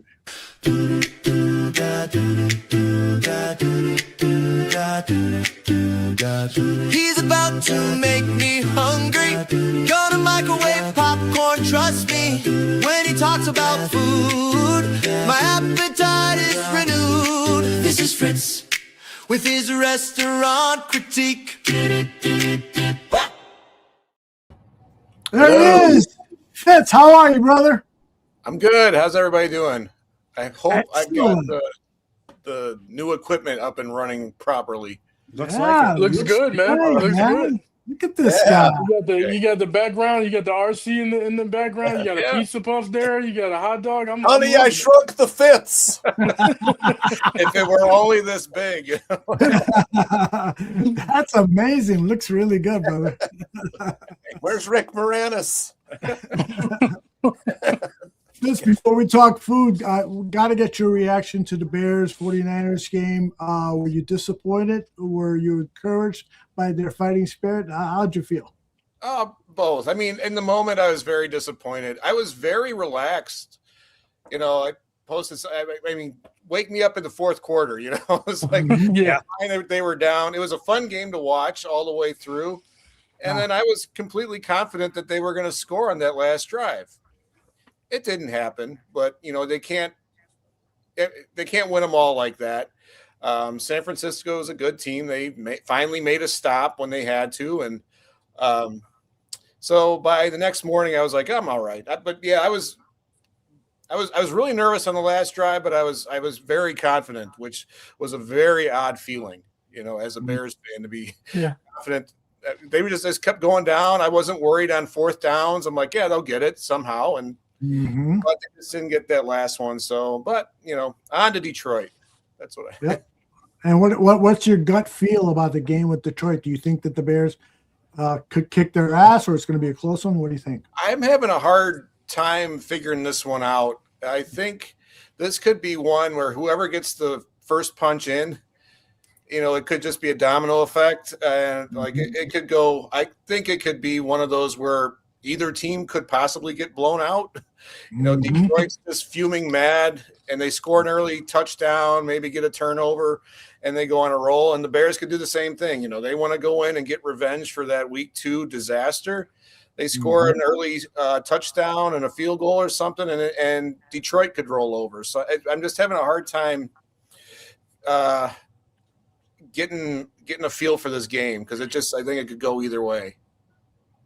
You know, it's weird. I should have saved this. Somebody in the chat said earlier that there's some issues going on in Detroit because Campbell wants to play all his starters. He really wants to win this game. Yeah. Brad Holmes, the GM, wants to rest all his starters. He doesn't want to risk, you know, an injury that's going to take their entire offseason off the rails. And this person also said that the players just don't give a shit. So if that's the case, we're going to win 50-0. Yeah, I was saying, get an early lead and, you know, kick them while they're down. But don't let them hang around because it could turn into a dogfight and anything can happen at that point. Yeah, J2K says the Lions' offensive line is in a shambles, which is always music to my ears. Yeah. Montez Sweat, 3-sack day, maybe, who knows? But San Francisco was missing a few offensive linemen, weren't they? And you know, so they lost their starting left tackle, the Hall of Famer, in the first play of the game, and so I'm thinking Montez is going to eat. Or Booker, I guess, got a sack off the kid, but that was about it. Booker got and then 2 batted balls too. He pass defenses. He knocked some balls down. Booker was wreaking havoc out there. I like Booker's game, man. He has been as advertised. Like the positive things. The ceiling for him is pretty high. I believe. I believe he'll be real good. You outside of Booker, are you worried about the Bears' defensive line right now?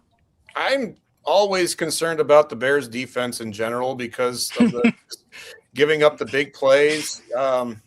And Detroit can have some big plays. They've got so we're going to have to get turnovers. And we saw what, 99% of the game, we did not have a turnover in that one. And it didn't turn out very well, but yeah, the defense always concerns me.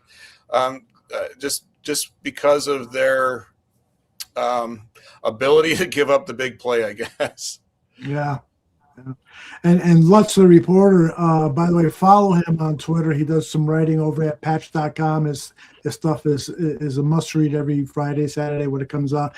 He did call out Dan Campbell earlier in the season, and so he thinks that the Lions players have quit on Campbell. What do you guys think about Dan Campbell? Because I'll be honest with you, at first I thought he was a joke, and then I got to give him props. He took the team to the playoffs 2 straight years, but now he's starting to look like a joke again. What do you guys think? Dan Campbell, without Ben Johnson as a coordinator, has the same amount of wins as Ben Johnson as a head coach. Interesting. Like, they each have 11 wins without each other. It tells you which one of them was more valuable. Dan Campbell is a let's put it this way. The male cheerleaders in Minnesota were not the first male cheerleaders in the NFC North. All right. That's what I think of Dan Campbell. The guy's just a rah-rah, hoo-ha meathead who knows the game of football very well enough to identify some great coordinators to help set him up for success. But you can't catch lightning twice. And I think he's figured that out this year, that he's going to have to make some serious changes in the offseason, either to his coaching style or to his coaching staff in order to continue to get results out of these players. You know, on Barfly Tailgate, the guys raised an interesting point in that coach of the year, when people are considering, you know, Mike Vrabel and Ben Johnson for coach of the year honors, don't you have to figure in Dan Campbell's record this season without Ben Johnson a little bit into whether or not you're making a decision? I mean, Mike Vrabel, the Titans without Mike Vrabel are still crap, you know. But you know, Ben Johnson's departure from the Lions has had a deleterious effect. That's like saying Peyton Manning should have won MVP in 2011 or whenever it was that he had his neck surgery and the Colts went 1-15. It's like, yeah, obviously he's the most valuable player to his team, but that's not what the award actually is. It's you know, and it's the same thing for coach of the year. Liam Cohen is clearly going to win that award by far. Why? Because I don't know.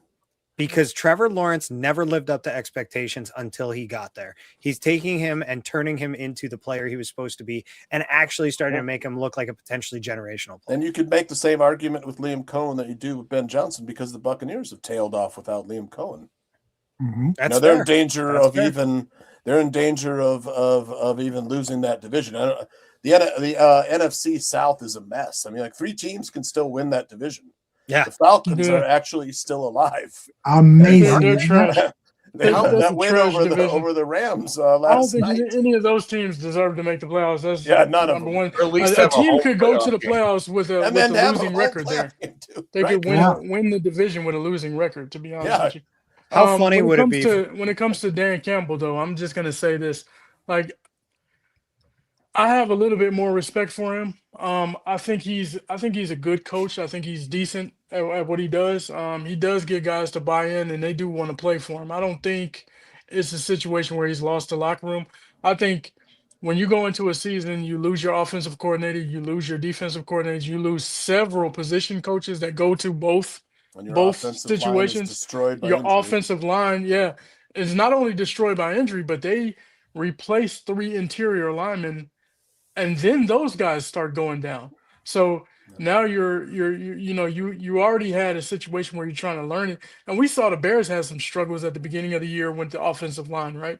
And Jonah Jackson, and people were kind of down on them and things like that. But they picked it up once they kind of got into the groove. And I don't think Detroit has had that chance, that opportunity because of the injuries. They've had injuries to their defense as well, just the same way we have with our secondary. Their secondary has been decimated as well. Both of their all-pro safeties are missing in action. So it's hard to just put all the blame on Ben Johnson like that. I mean, not Ben Johnson, but Dan Campbell. I will say, I think he's a little bit better of a coach than what people are giving him. A lot of people give grief and his knee-jerk reactions. And, of course, we hate the Lions. We hate everybody in our division, so we're going to bash them. And we won't take, we'll use every opportunity to do so. You know what I mean? So I get that. But I think he's a little bit better than what people are giving him credit for right now. What do you think, Fitz? Yeah, I tend to agree with that. The injuries have been there. I think the fact that he said what he said about this could be our only shot has sort of expedited the expectations of him and sort of put into motion the whole, well, maybe he's not the right guy because, I think he gets a little leeway going into next year, but not much. I mean, if they start off 1-4 or something like that, he could be a midseason departure. But I think they're gonna. I would say give him another shot. Just before I want to just say he's nothing. I kind of, to use a basketball comparison, and I'm going to go way back here, but I know there's some people in the chat my age, and compare him a little bit to Doug Collins when he was with the Bulls. There was a lot of emotion going on. There wasn't if you look into the history of that team and the way he coached when he first got there wasn't a whole lot of strategy other than just get the ball to Michael Jordan and everybody get out of the way, right? So when things are going good, that energy and that youthfulness and that thing is really good. But when things start to go bad, it's harder to right the ship. And that could be the case with Dan Campbell. I mean, can he right the ship? If he's losing guys, can he get that emotion back in them that they had in the last couple of years? You can't win if you're not dominant in the trenches, man. If you have bad trench and look at the numbers, right? Detroit's still the highest scoring team in the NFC North. Yeah, they've scored more points, and we've put up points, right? The Bears have put up points, but they've outscored us. They were well over 400 points for the total of the season before last week's game. I don't know what they're sitting at now. They had 10 points, so I think they were at 410, and so they're probably at like 420 or something like that now. But yeah, they still have outscored everybody in the NFC North. So the offense is still there.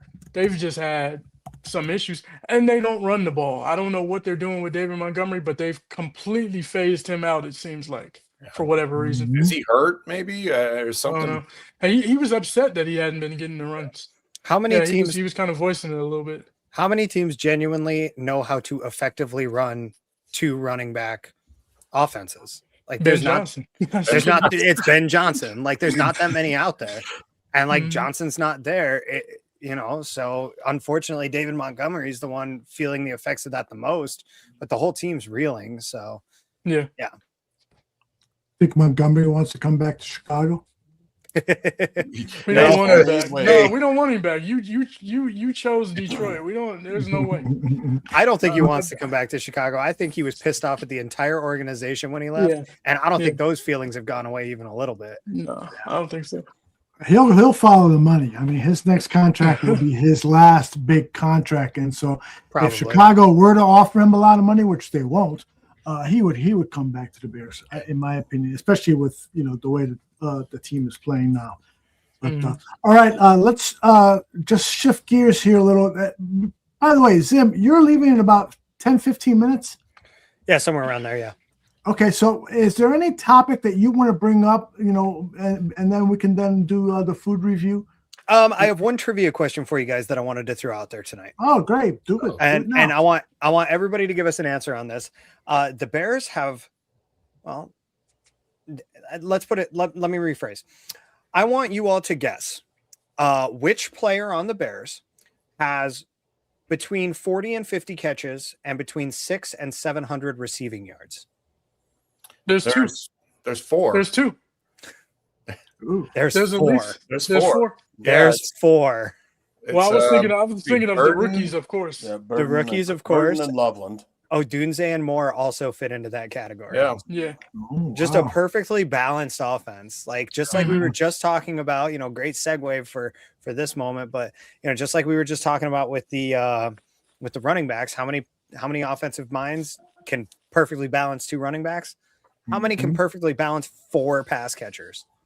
Yeah, well, one got hurt, has been out for 4 games. That's helped. I mean, that's very fair. Very fair. Oh, 3. I mean, even if you just have 3, that's still, That's it. But I mean, the only reason I think that Burton is on this list is because of the Roma Dunze injury, which again goes to show the complementary football that they're playing and the balance, and really pissed me off that he had such a nice game last night or 2 nights ago, because I've been trying to get my hands on some of his rookie cards, and they've started selling a little bit more.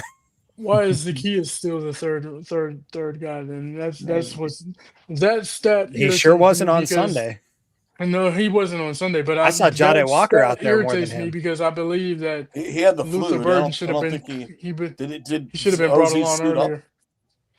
He was on I don't that. care if he's hurt. Get off the team. I don't care. I'm I tired just of for the a lot of 49ers game, I clear. don't think he suited up. He's Yeah, a bridge Ozzy played.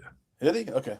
He was a bridge player. He's your safety net in case Burden and Walker don't work out. Because let's be real, you didn't even know that Walker was making the team when you signed OZ, and you didn't know what kind of shape that Burden was going to be in coming off injury. That's completely fine. But at some point in time, you got to just be like, you know what, this guy is better. Let's put him in the game. That's it. Going forward, and that's it. I think the whole world saw it on Sunday night. I think The whole everybody. world I think we saw it weeks ago though, when he started dropping balls like hot potatoes. I think Luther Burden is a genuine top 5 talent in the league at the wide receiver position. Anybody disagree with that? That's Top mighty 5. praise. Top 5. Top 5 in the league. That's mighty Top praise. 5 talent. That's high. That's I think high. I don't very highly of this kid. Yeah. I think he's very good. One thing I will say about Luther Burden is if you look at his catches, every time he's making somebody miss and he's going for yards, right? He averages 14 yards per catch. Colston Loveland averages 13 yards per catch. If you look at that's outstanding for rookies. Yes. That's number one. That's outstanding for rookies. So they both to see are in them the do top that is 10 great. they both are in the top 10 for EPA per route run in the league, not just for rookies, but in the league. Yeah. Burden is at 9 and Colston Loveland is at 5th. Yeah, that's good. I mean, the future is bright, man. It's a very bright future at those positions. What do you got here, Tooch? OZ was inactive for the game. Oh, he wasn't. Okay. Yeah, illness. I thought My he was bad. out because of flu. But I thought I saw him. Keenum, Odunze, Zacchaeus, Flowers, McLeod, and Ruben Hippolyte. Those are the inactive. So I couldn't fit all of them in there.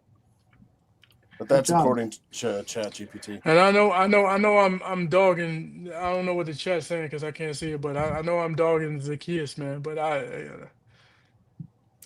just literally can't do the drops. I can't do like Colston Loveland has one drop on the season, and it was last week. And it was last week. Yeah, it was the most inopportune of time. But it's the first one he's been. If you look at the tight ends, he's been thrown to.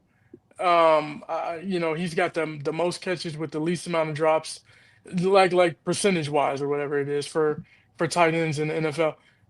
You know what I mean? Stuff like that. You know, when you get, and he's made a couple plays. I'm not going to say he hadn't made plays and he hadn't done some good things for Chicago, but there have been some detrimental plays from Zacchaeus, in my opinion, that were, drop touchdowns, all kinds of stuff. Like you can't drop the ball and take points off the board, man. I don't like that. Yeah, it's fucked up. Yeah, just to your point about the chat. This chat has been very vocal tonight about many things, and I appreciate it. I love seeing it all come in, both positive and negative. Challenges, compliment us. Whatever you feel, we love hearing all of that.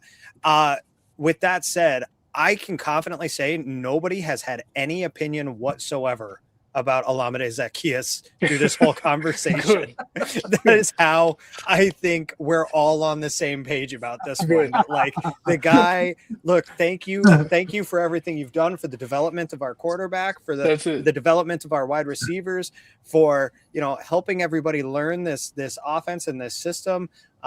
Kindly continue your career somewhere else.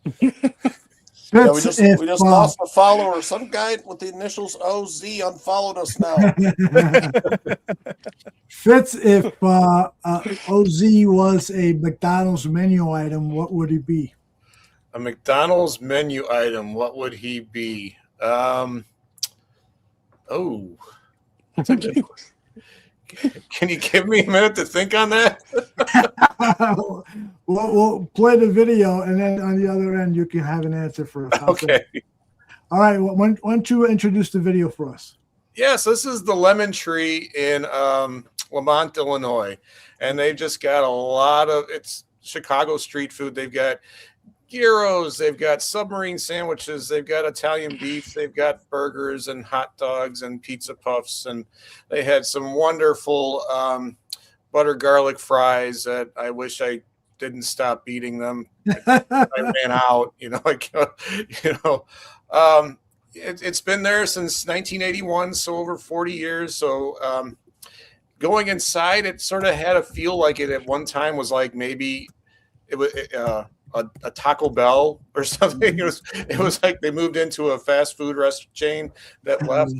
It was a great spot. Had a couple people over the past few months tell me to get up there, and I finally did. And yeah, it's I was surprised at how much I liked. I tried the Italian beef. Got some folks telling me to try it, and it was good. It was solid. It was a Johnny's, no, but it was very tasty. Had a lot of flavor, and so yeah, it was a good spot. I hope to get back there again. All right, guys, take a close look and let me know what you think the beef. You can't obviously taste it, but what do you think it looks like? Here it comes. Italian beef and butter garlic fries at the Lemon Tree. The Lemon Tree at 1035 State Street in Lamont, Illinois, has been serving up all of the Chicago street food favorites in the southwest suburbs since 1981, including their Italian beef, which I had heard good things about, so I gave it a shot. The beef was thinly sliced, tender, full of flavor, and had a tasty hot giardiniera.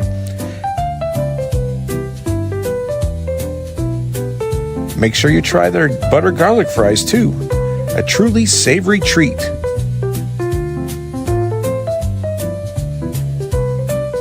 Or try one of their many sub sandwiches. And don't forget the pizza puff. The Lemon Tree will have you coming back for more and gets a 310 on the Fitzometer. That's the Lemon Tree at 1035 State Street in Lamont, Illinois. Where should I eat next? Comment in the replies, #FitzMagicEats, and check out all of my reviews on my YouTube channel at FitzMagicShy. Nice. What do you guys think? Anybody object to the way the beef looks? And the only reason I bring it up is because somebody on X said, I don't know about that beef. Doesn't look that good. I didn't really have a problem with the way it looks. I thought it looked delicious. Yeah. Anybody else? The roll that it was on, Good to me. I couldn't identify what kind of roll that was at a glance, telling me that it's not a Toronto or a Ganella roll, which are traditional. And the other thing was, it looked a little dry to me. I'm not gonna lie, it looked a little dry to me. It wasn't. Okay. I mean, looks can be deceiving. We all know that. So yeah. Do you like your beef dipped in? I do. I like my beef have it dipped dipped. and swimming. So yeah. Yeah, Baptized. Yeah. Yes. I like that. Oh, I thought of some McDonald's food item. Oh, good. McPizza. It was that's missing in action. It was a good try. We thank you, like Zim said, we thank you for your time, but you're no longer needed on the menu. Totally came through on that one, Fitz. That's a good Came one. through on that one, man. It was great. That's a good one. That is great. Hey, I worked That for or Mighty McDonald's. Wings. Right. In the I worked for Philippines, they McDonald's have in mixed there. spaghetti, Fitz. Mixed spaghetti. Oh, Really? In the Philippines. Yeah, it's like chicken and rice plates, too. McChicken Joy meal or something. I won't yuck your yum. I'll try again. I worked at McDonald's communications department, and one of the stories from yesteryear was that the founder of McDonald's wanted to put a slice of pineapple on all the hamburgers they sold. And this was early 60s. Do you think that would have been a success? He was talked out of it by other people, but you think McDonald's would have been popular with their hamburger? Instead of a slice of pickle, a slice of pineapple. I think there was some divine intervention there. It said no. Yeah. Don't do that. The McDonald's in Japan do have that in there. Really? Yeah. Make a Hawaiian burger or something, but I don't. Yeah. I wouldn't put it on everything. I wouldn't replace a pickles with pineapple. Mm-hmm. Interesting. Somebody said the McRib was bad. I disagree.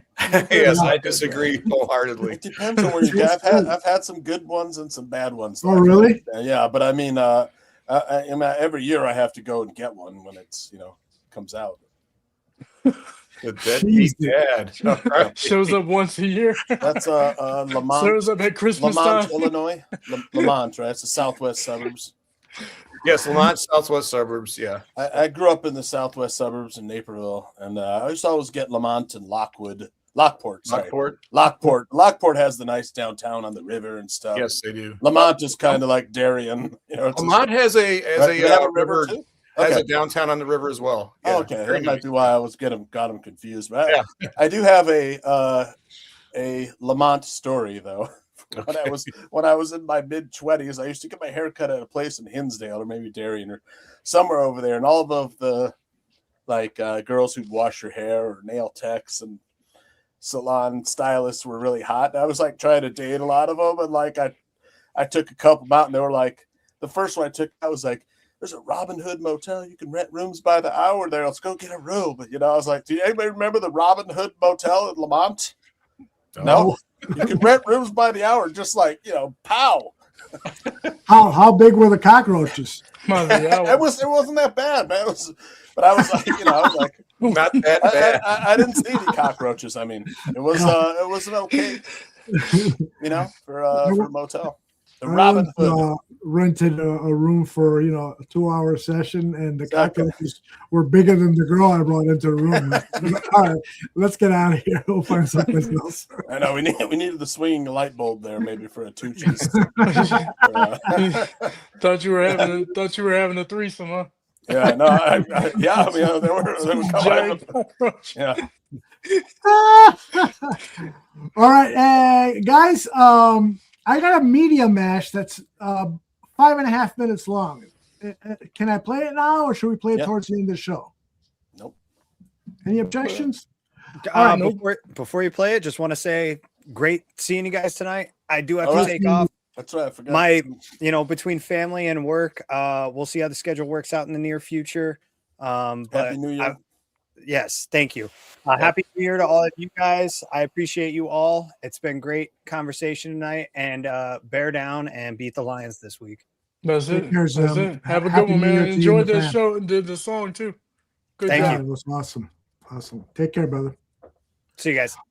All right, here comes our media mashup. A lot of talk about Caleb Williams, and you will probably notice that some people who weren't high on Caleb before have now changed their tune. This is this week's media mashup. Where'd it go?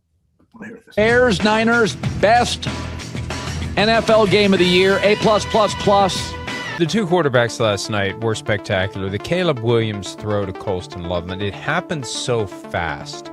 It was so abrupt. I don't think that it was appreciated. I agree with you. By the world the way it should have been. That was 47 yards, on a line. Caleb Williams has made 5 to 10 throws this season 100% that no one can make one better. We just showed to Loveland where he's rolling to his light, like that is 40 yards downfield and it levitates. I mean, the arm strength is crazy. He's different.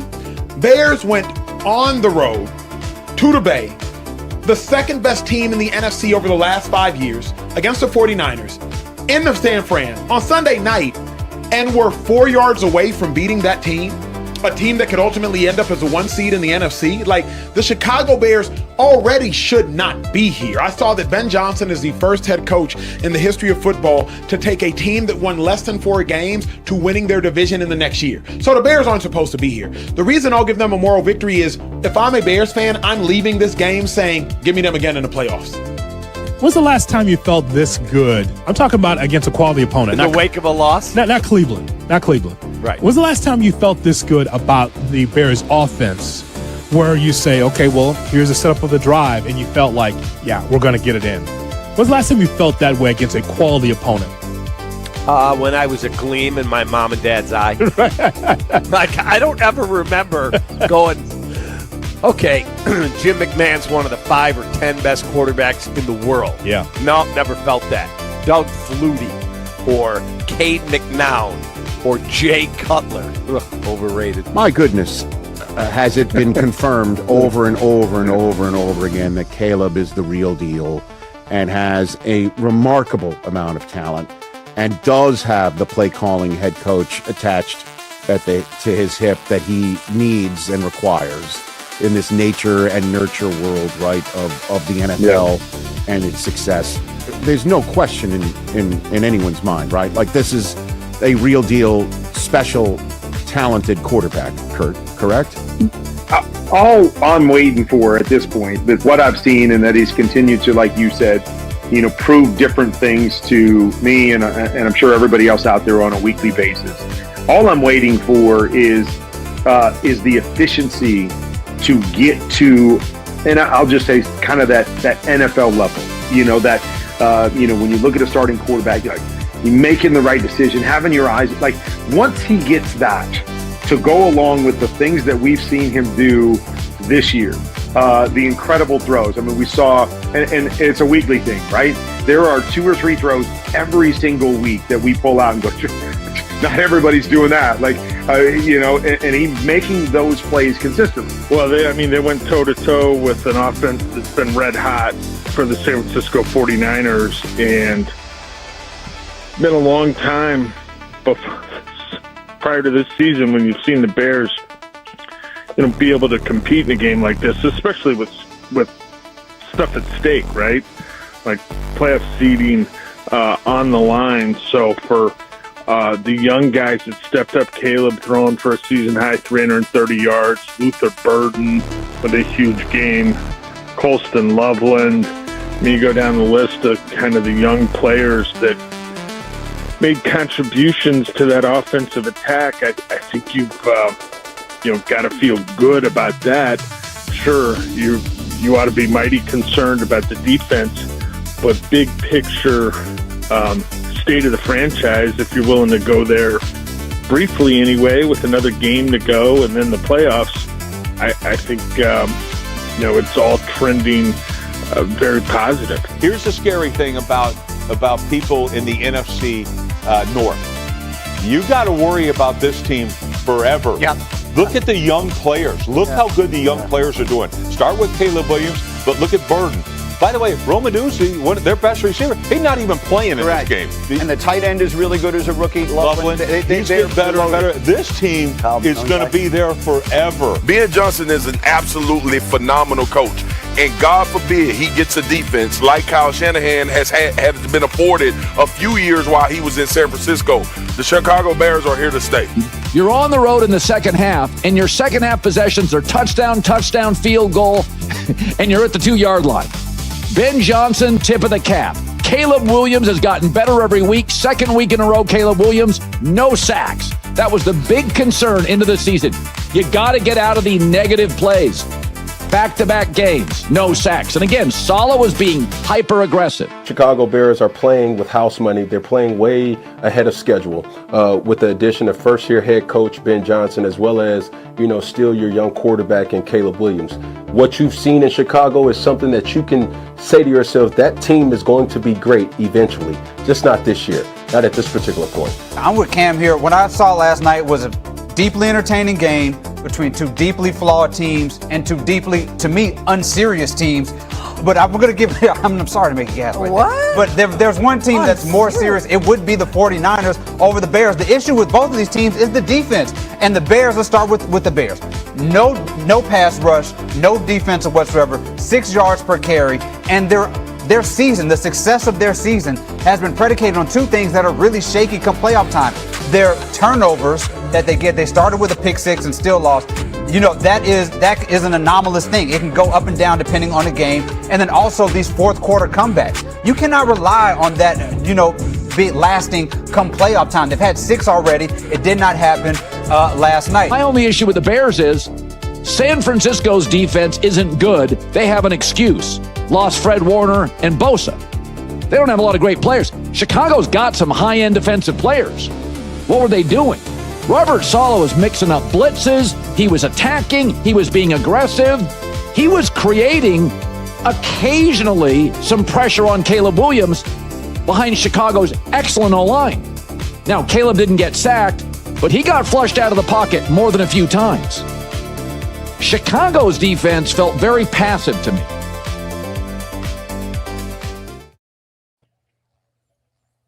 Oh, I see somebody shaking their head. Go ahead, Daniken.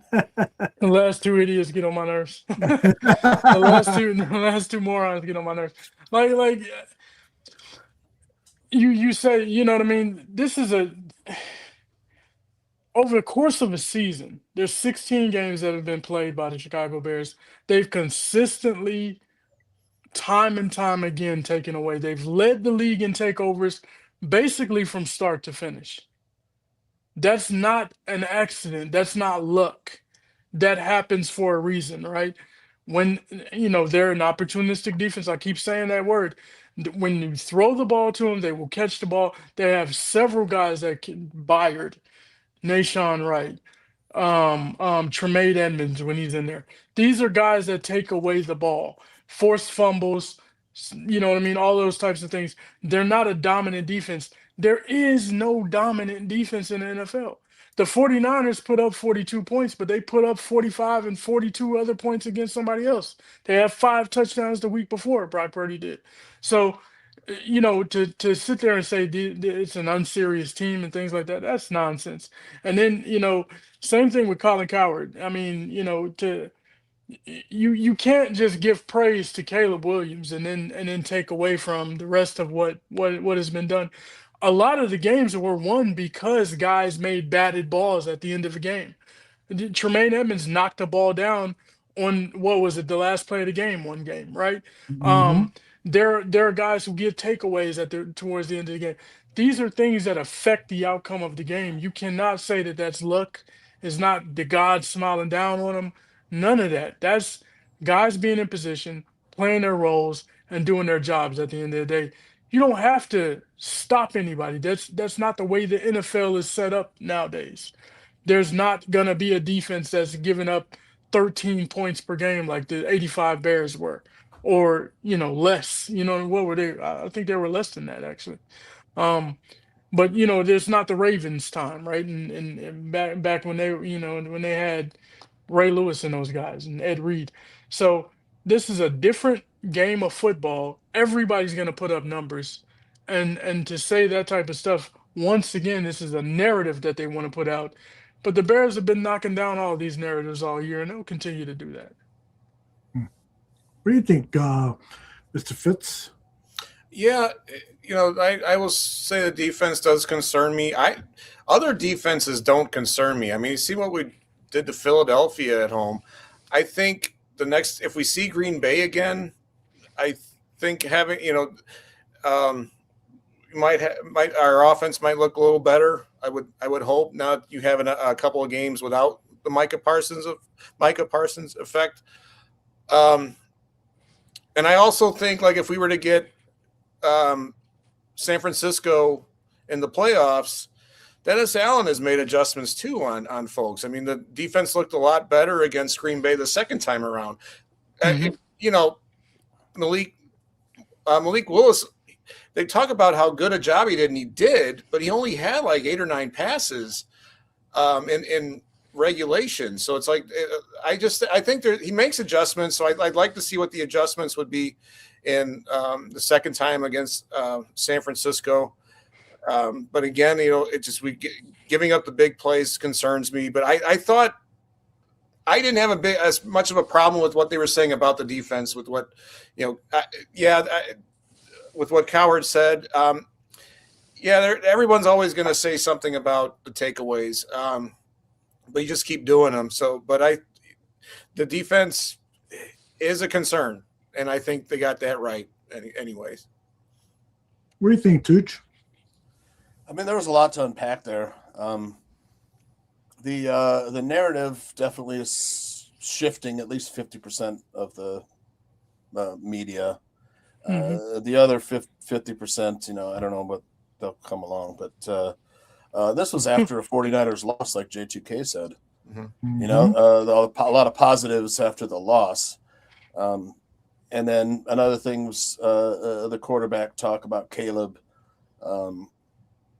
To me, it's once he gets Matt Stafford brain and he knows mastered the offense. I mean, Matt Stafford I consider a Hall of Famer. Just the production now, his body's breaking down. You know, he never really was a scrambler, but the arm talent of Stafford was always there. It's still there.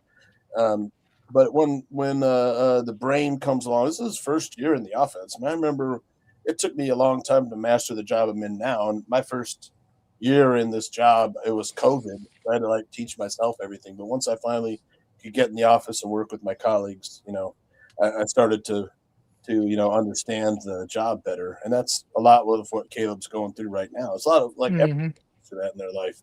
You know, he just has to master his job. But once he does, like Rex Ryan said, I wanted to call him Buddy Ryan. Rex Ryan, the Bears will be around for a long time. I mean, they're all like I said in Bears State Affairs, all those rookies, man, their future's bright. Man, the rookies made a lot. They carried the offense almost, really. Caleb and the rookies. Yeah, I think there was one media part. It wasn't in the matchup, but I think I seen it earlier, where there's still people questioning is Caleb the going to be around for the future? Is he he's going to be the quarterback for the Bears for the next decade to come? And it's like, what are people looking at to where they're questioning that at this point in time? I don't understand it. And a lot of it is to me, it's just shock jock stuff. Like there's no way you can say the team is. I don't understand why you would even use the word of unserious team. You know what I mean? That's ridiculous. That's a ridiculous statement in my opinion. Yeah, I mean, you could make an argument for saying that the Bears' ability to steal games in the fourth quarter under 5 minutes or 2 minutes or whatever it is isn't sustainable, and they're probably right. But man, having it in your back pocket sure is nice. Absolutely. Yeah, there was. I mean, this game was different. It wasn't like they played horrible for 3.5 quarters and then all of a sudden magic happened. They played toe to toe with them the whole time. They just, just didn't do it on the last one. It wasn't blow for blow like the Giants game or the Bengals game where they just kind of pulled it out and because the other team was worse. That couldn't stop them. This was just a good. Old-fashioned shootout that they just ran out of bullets at the end. What you can think about it is like this, like you remember the Cowboys back in the day, well, not back in the days, a couple of years ago, actually several years in a row, really. They're putting up numbers, massive numbers in the fourth quarter when a team goes into prevent defense and they're just letting them catch balls and run the clock, catch balls, and they're racking up yards, and they score touchdowns, try to make a comeback. That's empty calories. That's not. That's not real. You see what I'm saying? And what we talked about, like what Fitz just said, and Tooch, you mentioned it in Bears State of Affairs. They went toe to toe. It was a tied ball game at 7, at 14, at 21, at 28, at 35. Then they took the lead at 38. So it's a situation where it's not empty calories. This is real what they were doing on the football field. So it's not somebody letting you, because I hate prevent defense. I hate seeing it played because it just allows guys to run underneath and it looks like, oh, this guy's carving people up and he's not doing anything but just playing pitch and catch. You know what I mean? Like I do with my son in the front yard at this point. Mike Northaw was to say the prevent defense, it prevents you from winning. Exactly. Right? That was like his big thing. Very true. And Fitz, you said that they ran out of bullets. One of the media guys, I don't think I had it in the clip, said the Bears just simply ran out of time. If they would have had another 20 seconds, because that was a second down incompletion, they would have had those other 2 downs. They definitely would have scored and won. So the clock management could be criticized a little bit. And Ben Johnson himself criticized some of the play calling in that drive where they had to settle for a field goal. He said, it was Herb Howard, who does some great work at the Bears press conferences, asking great questions. He asked him about the play calling on that drive, and he goes, you're right. I wasn't too happy with some of the plays I called there. So everyone, it's one of those losses where everyone has responsibility. Certainly the defense, they've got more than their share perhaps of criticism, but the offense too, the play calling and some of the players have to carry that responsibility. I'm confident they will repair that stuff and next time come out on top. Yeah, Ben is in his first year as a coach. He's doing both the play calling and the head coaching duties, so he's learning a little bit. And I also think I think he thought they had a touchdown on the play before the hook and ladder. I think that was this is the home run ball right here, and it didn't work. He's like, oh crap, I got to 2 yards short. Yeah. Oh, if it did score, man, that would have been classic. Yeah, I was like, oh my god, because I watched the Buffalo game just before that. I was like, all right. When they first did it, I thought it was going to be a score. Yeah, they closed it off pretty quickly. But credit to San Francisco for closing it off. But when I first saw it run, I was like, oh, he's about to get in the end zone with that. Yeah, I think they thought that was it, and then they shot their shot. Mm-hmm. All right, guys, we got just 10, 15 minutes left. Let's talk a little pop culture. I'd like to start things off and tell you that I finally caught up with the movie Sinners, and it is simply sensational. Yeah, it was great. It is a multi-genre type story. It is about blues music. It is a horror movie. It is a movie, all sorts of different things. That you would musical. It really is. It took me by surprise. I didn't know anything about it. It is just fantastic. The performances. Michael B. Jordan plays twin brothers, so he does double the work. The supporting cast, many of them I haven't seen before, and one of them, the co-star, the guy that plays the blues music, that was his first movie role, and then a guy you've probably seen in many roles before, Delroy Lindo. Yeah. I love that guy, and anything he's ever been in, he's got such a magnetism to him. I highly recommend it. If you don't like the movie, if you don't like the way the movie starts, I would say please be patient because Ryan Coogler, who directed the Black Panther movies, he's done some other movies and stuff. This is his 5th movie with Michael B. Jordan. He purposely took his time and built up the characters in the first hour or so of the movie, and then all of a sudden shit happens and it makes an emotional impact on you because he took his time getting to know the characters early in the movie. It's really a super movie. I expect it to be nominated heavily for Oscars, and I hope it wins an award or two. What have you guys seen?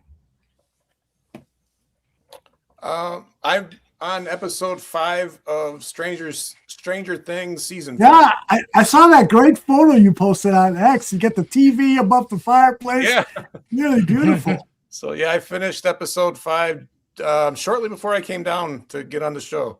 Cool. I've enjoyed it so far. I know it's gotten some mixed reviews here and there, but I didn't want to go back and watch all 4 seasons again because it'd been so long. So it took me a minute to sort of get back into the flow of it, but I've been enjoying it so far. It's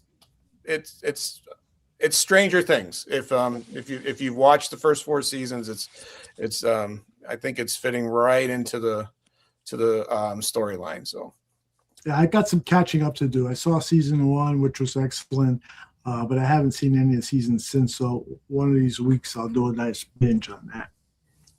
Yeah. What about you, Danigan? And I haven't watched a whole lot. I think I've watched I think we talked about it a couple weeks ago though, but I watched what is it? National Lampoon's Christmas Vacation. I'm just cracking up at that for a little while. That's a hilarious movie to me, man. I love it. I watched that this past week, and that's pretty much it. And then I watched a lot of football, of course, and some basketball. So I haven't watched any movies or shows, but I will. Oh, I did watch St. Denis, St. Denis Medical. I did watch that. Okay. Now, how is That's that? a pretty good show. That's a good show, man. It's funny. You got a lot of characters on there that are, they all got their little quirky things about them and things like that. But I had started it because I didn't watch the first season. So I watched the first season and kind of like catching up on it. So I'm not completely caught up yet, but I'm getting there. It's a hilarious show, man. It's they got one guy in there, his name is Keith, and it's like everybody in the entire place it's like just disrespects him for some reason, but they're not doing it like in a evil way or anything. It's just like that's what they do. You know what I mean? And it's funny just to see them interact with the different people. But it's a pretty good, it's a funny show. I like it. I like it a lot. Such, I know you usually make some time to watch something. What I you did. I been also watching? watch a lot of football too. You know, I spend like Sundays during the day watching Red Zone all day. You know, you get an excitement of every game, and in one setting. Exactly. Yeah. And then my girls and I watched A Christmas Story together, and they were probably too young when they would watch it the first time. So this time they got a bigger kick out of it. A classic story. And, I love watching Darren McGavin fight the furnace and the neighborhood dogs and stuff. And I forget what Ralphie and his brother, Ralphie and Randy.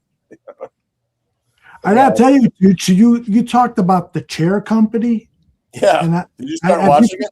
Yeah. Yeah. Did you watch all 8 episodes of season 1? I haven't watched all of them. I've gotten to 3, and it's like Tim Robbins makes me so freaking nervous. It's like Oh my goodness! I know, but it was hilarious, man. And It is. Let me tell you, Jim Downey is in it and stuff. And the premise is Tim Robinson works at this company, and they're making a big announcement. They're designing a mall and stuff. And so when he's up on stage and finishes his speech, he goes to sit down on stage, and the chair breaks. And so when it breaks, he looks up, and he's looking up the skirt of a woman, and it's like, oh, and she's like, you're looking at my skirt, you're looking at my skirt. And then things go haywire. And so he's so embarrassed by the moment that he starts looking into who made the chair and why is it defective. And that just leads him down a rabbit hole. And Tim Robinson's like Tooch said, he'll make you nervous. He's a weirdo, but it's funny, uncomfortable, and uncomfortable. It's like if you like Curb Your Enthusiasm, it's sort of out there a little bit. Yeah. So I saw all 8 episodes. I got to tell you, how many episodes did you see, Tooch? I'm 3 into it. Okay. It I've gets stopped because 10 times weirder. That's what I was afraid of. What is that on? What HBO or Max? HBO Max. Okay. Yeah, HBO Max. Yeah. So give it a taste. If you like episode 1, then expect it to get even weirder, and so that way it'll give you a clue whether you want to continue to watch it or not. But yeah, I did see a couple movies that I could recommend. They both had really great villains in them, and I love these like crime story or whatever, the crime fiction, whatever. The first one was Hunting Season with Mel Gibson. And he's like a survivalist. Him and his daughter live a secluded life. And I heard of that. Yeah, it was really good, man. I was like, I did not think I was gonna like it all that much. I thought it was really good. And at the end, there's like a really intense gunfight, like Wind River, with Jeremy Renner, where they have that intense gunfight in like the third act or the end of the second act. It's like it was like all of a sudden becomes this great gunfight, And I don't want to give too much away, but they find this injured girl, and they bring her to the house, and a cartel is looking for him.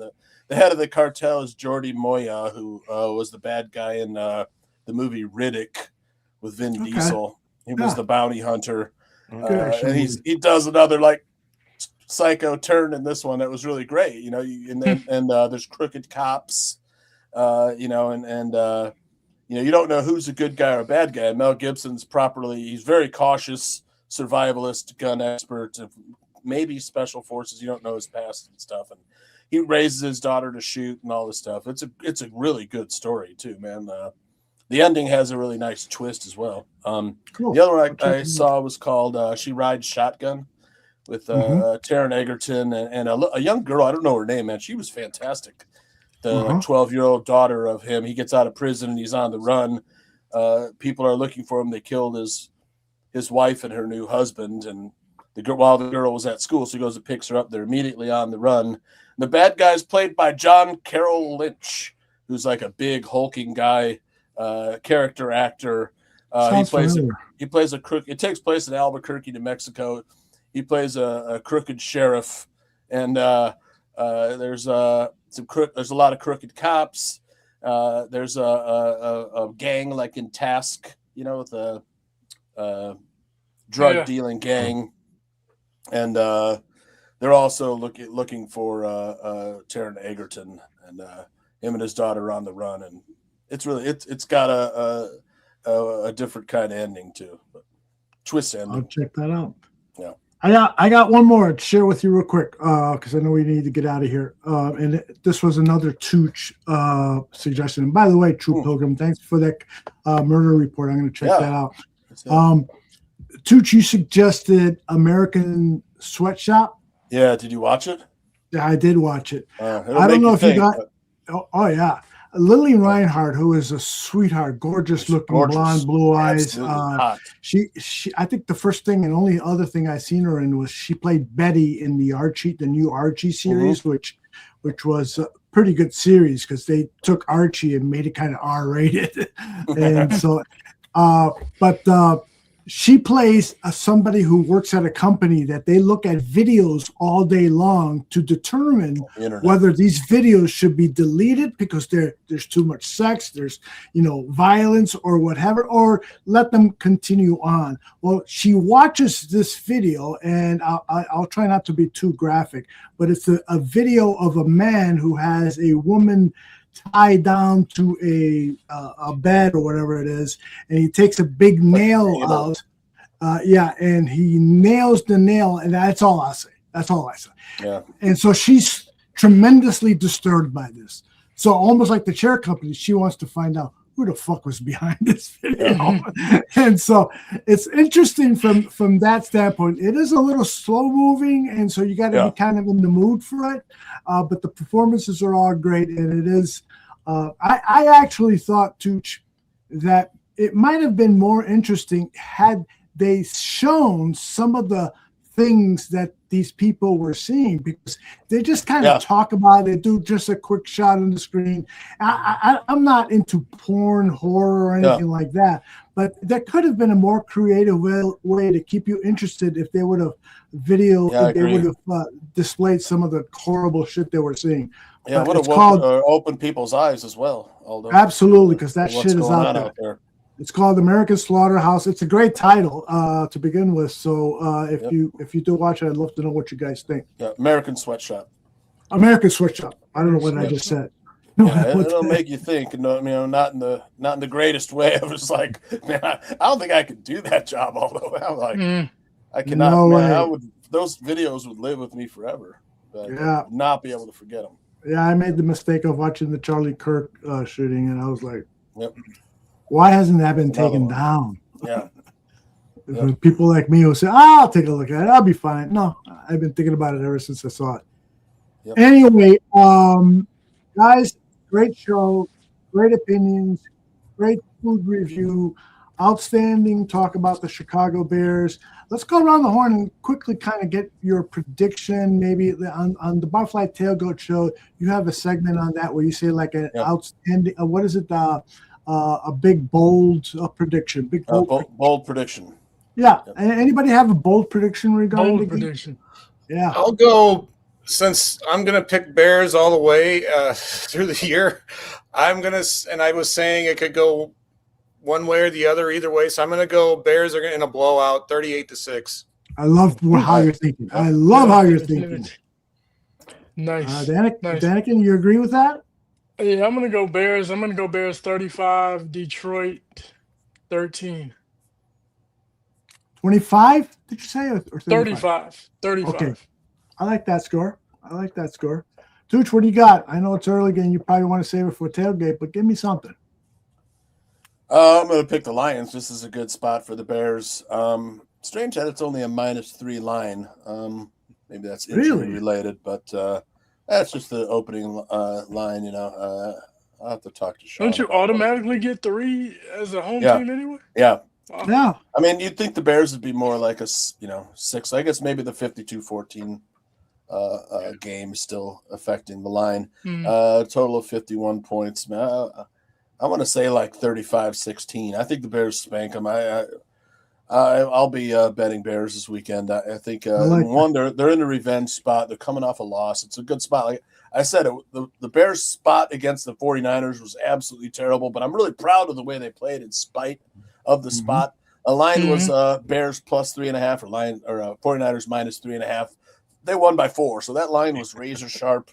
Yeah, it was a terrible spot for them. They'd just come off an overtime win where they played terrible for 55 minutes and then stole it in the last 5 minutes to get to overtime and steal to win in overtime.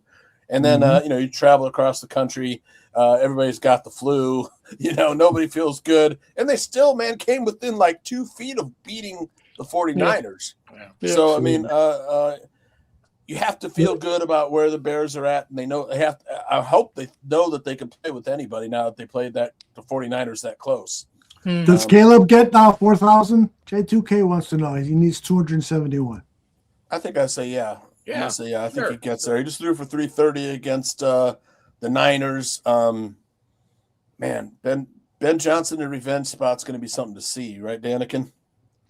Definitely going to be something to see, man. I know they'll go for it. I know they will go for 4,000 though. I'm sure. And then I guess the elephant in the room is: do we want the Packers for Game 1? I do, but it is our arch nemesis, and for whatever reason, Packers have a little bit of kryptonite armor or whatever. We just can't seem to play our best game against them whenever we have played them recently. This year's about exercising demons, so let's definitely need to exercise that one. If they slip to third, you're getting someone like from the NFC West, whoever won one of those 2 teams from the NFC West. I'll say this: no team scares me anymore.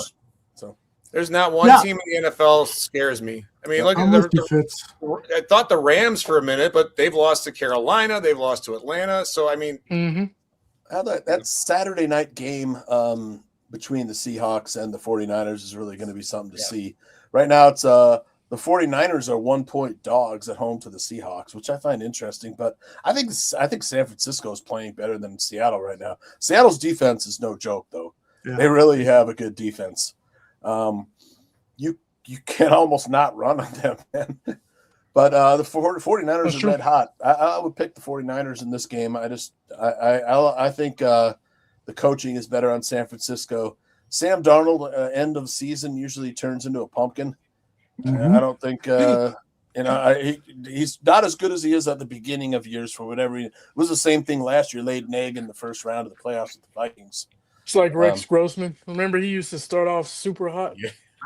The first 3 or 4 games, he'd be like, "Man, Rex Grossman, doing his thing." Rexy. And all defenses of a adjust. The bottom would fall out.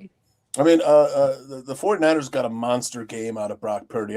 If he can repeat that, I like the 49ers in that one. But if we fall to the 3rd seed, for some reason we lose and the Eagles pass us up, man, we got to play. So we got to play either the Seahawks, the Niners, or the Rams. So I would rather face the Packers. They're so banged up, the Packers right now. Yeah, sure. We might is expected to play. Okay, he's back. Huh? Yeah. Jordan Love, according to Schefter, he said that he's expected to pass the concussion protocol. So we'll just knock him out again. All right, fellas. Again, great job, guys. Great show. We will be back here after the Bears clobber the Detroit Lions. We do have a couple notices, though. What do we have? Vinny Parisi won the Barroom Fantasy. That's right. Barroom Fantasy Football League. He just got married and he wins the fantasy league. Just got married, got the jackpot there. So, and then I don't know if we're going to be doing the last fantasy football Goon show. So maybe if we do, it'd be like a look ahead to next year. But you should invite him on. He's the expert now. Yeah, got to have the champion, a barroom champion. Might as well. Absolutely. Yeah, I'm not taking your advice anymore, Joe's. You guys finished last. Of course, Barfly Tailgate's been pretty great this season. Yeah, great. We had Bobby Bombs on Sunday coming back. Yeah, I missed that. That was fantastic. Oh, you didn't see it? No, I was effing sick, man. You didn't hear my song? No, do you have a song? He was on the toilet. I was on the toilet. This was I was playing around with Suno. So you want to hear it? It's 29 seconds. Go ahead. Hit it.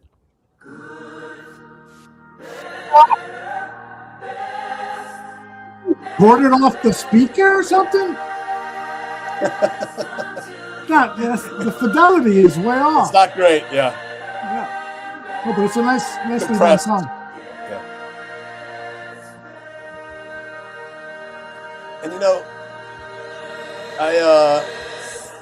there's so many great things about the this season like that. You know, the mantra, and where it's become, you know, almost like religious, you know, for the fans and for the team. You know, Sure. I wanted to get a little gospel choir-y in there, but and the you know there's a ton of like indelible images from this season too.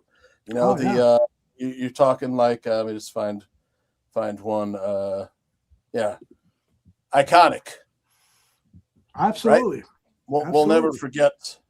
We'll never forget that. So I mean, all the things that add up for what a great season it's been. It's been the most fun in a season I've had since I've done Barroom. For sure. And it's not over. It's far from over. So we'll be here every week discussing, and hope you people in the chat will as well. Look at that guy. Next Sunday, Aldo coming to Chicago. We got to dog him out. The Mafia boss. Absolutely. Close your eyes. For Danica, for Fitz, for Zim, who is enjoying time with his wife right now, and Johnny Santucci, I'm Aldo Gandhi. We will see you all next week. Take care, everybody.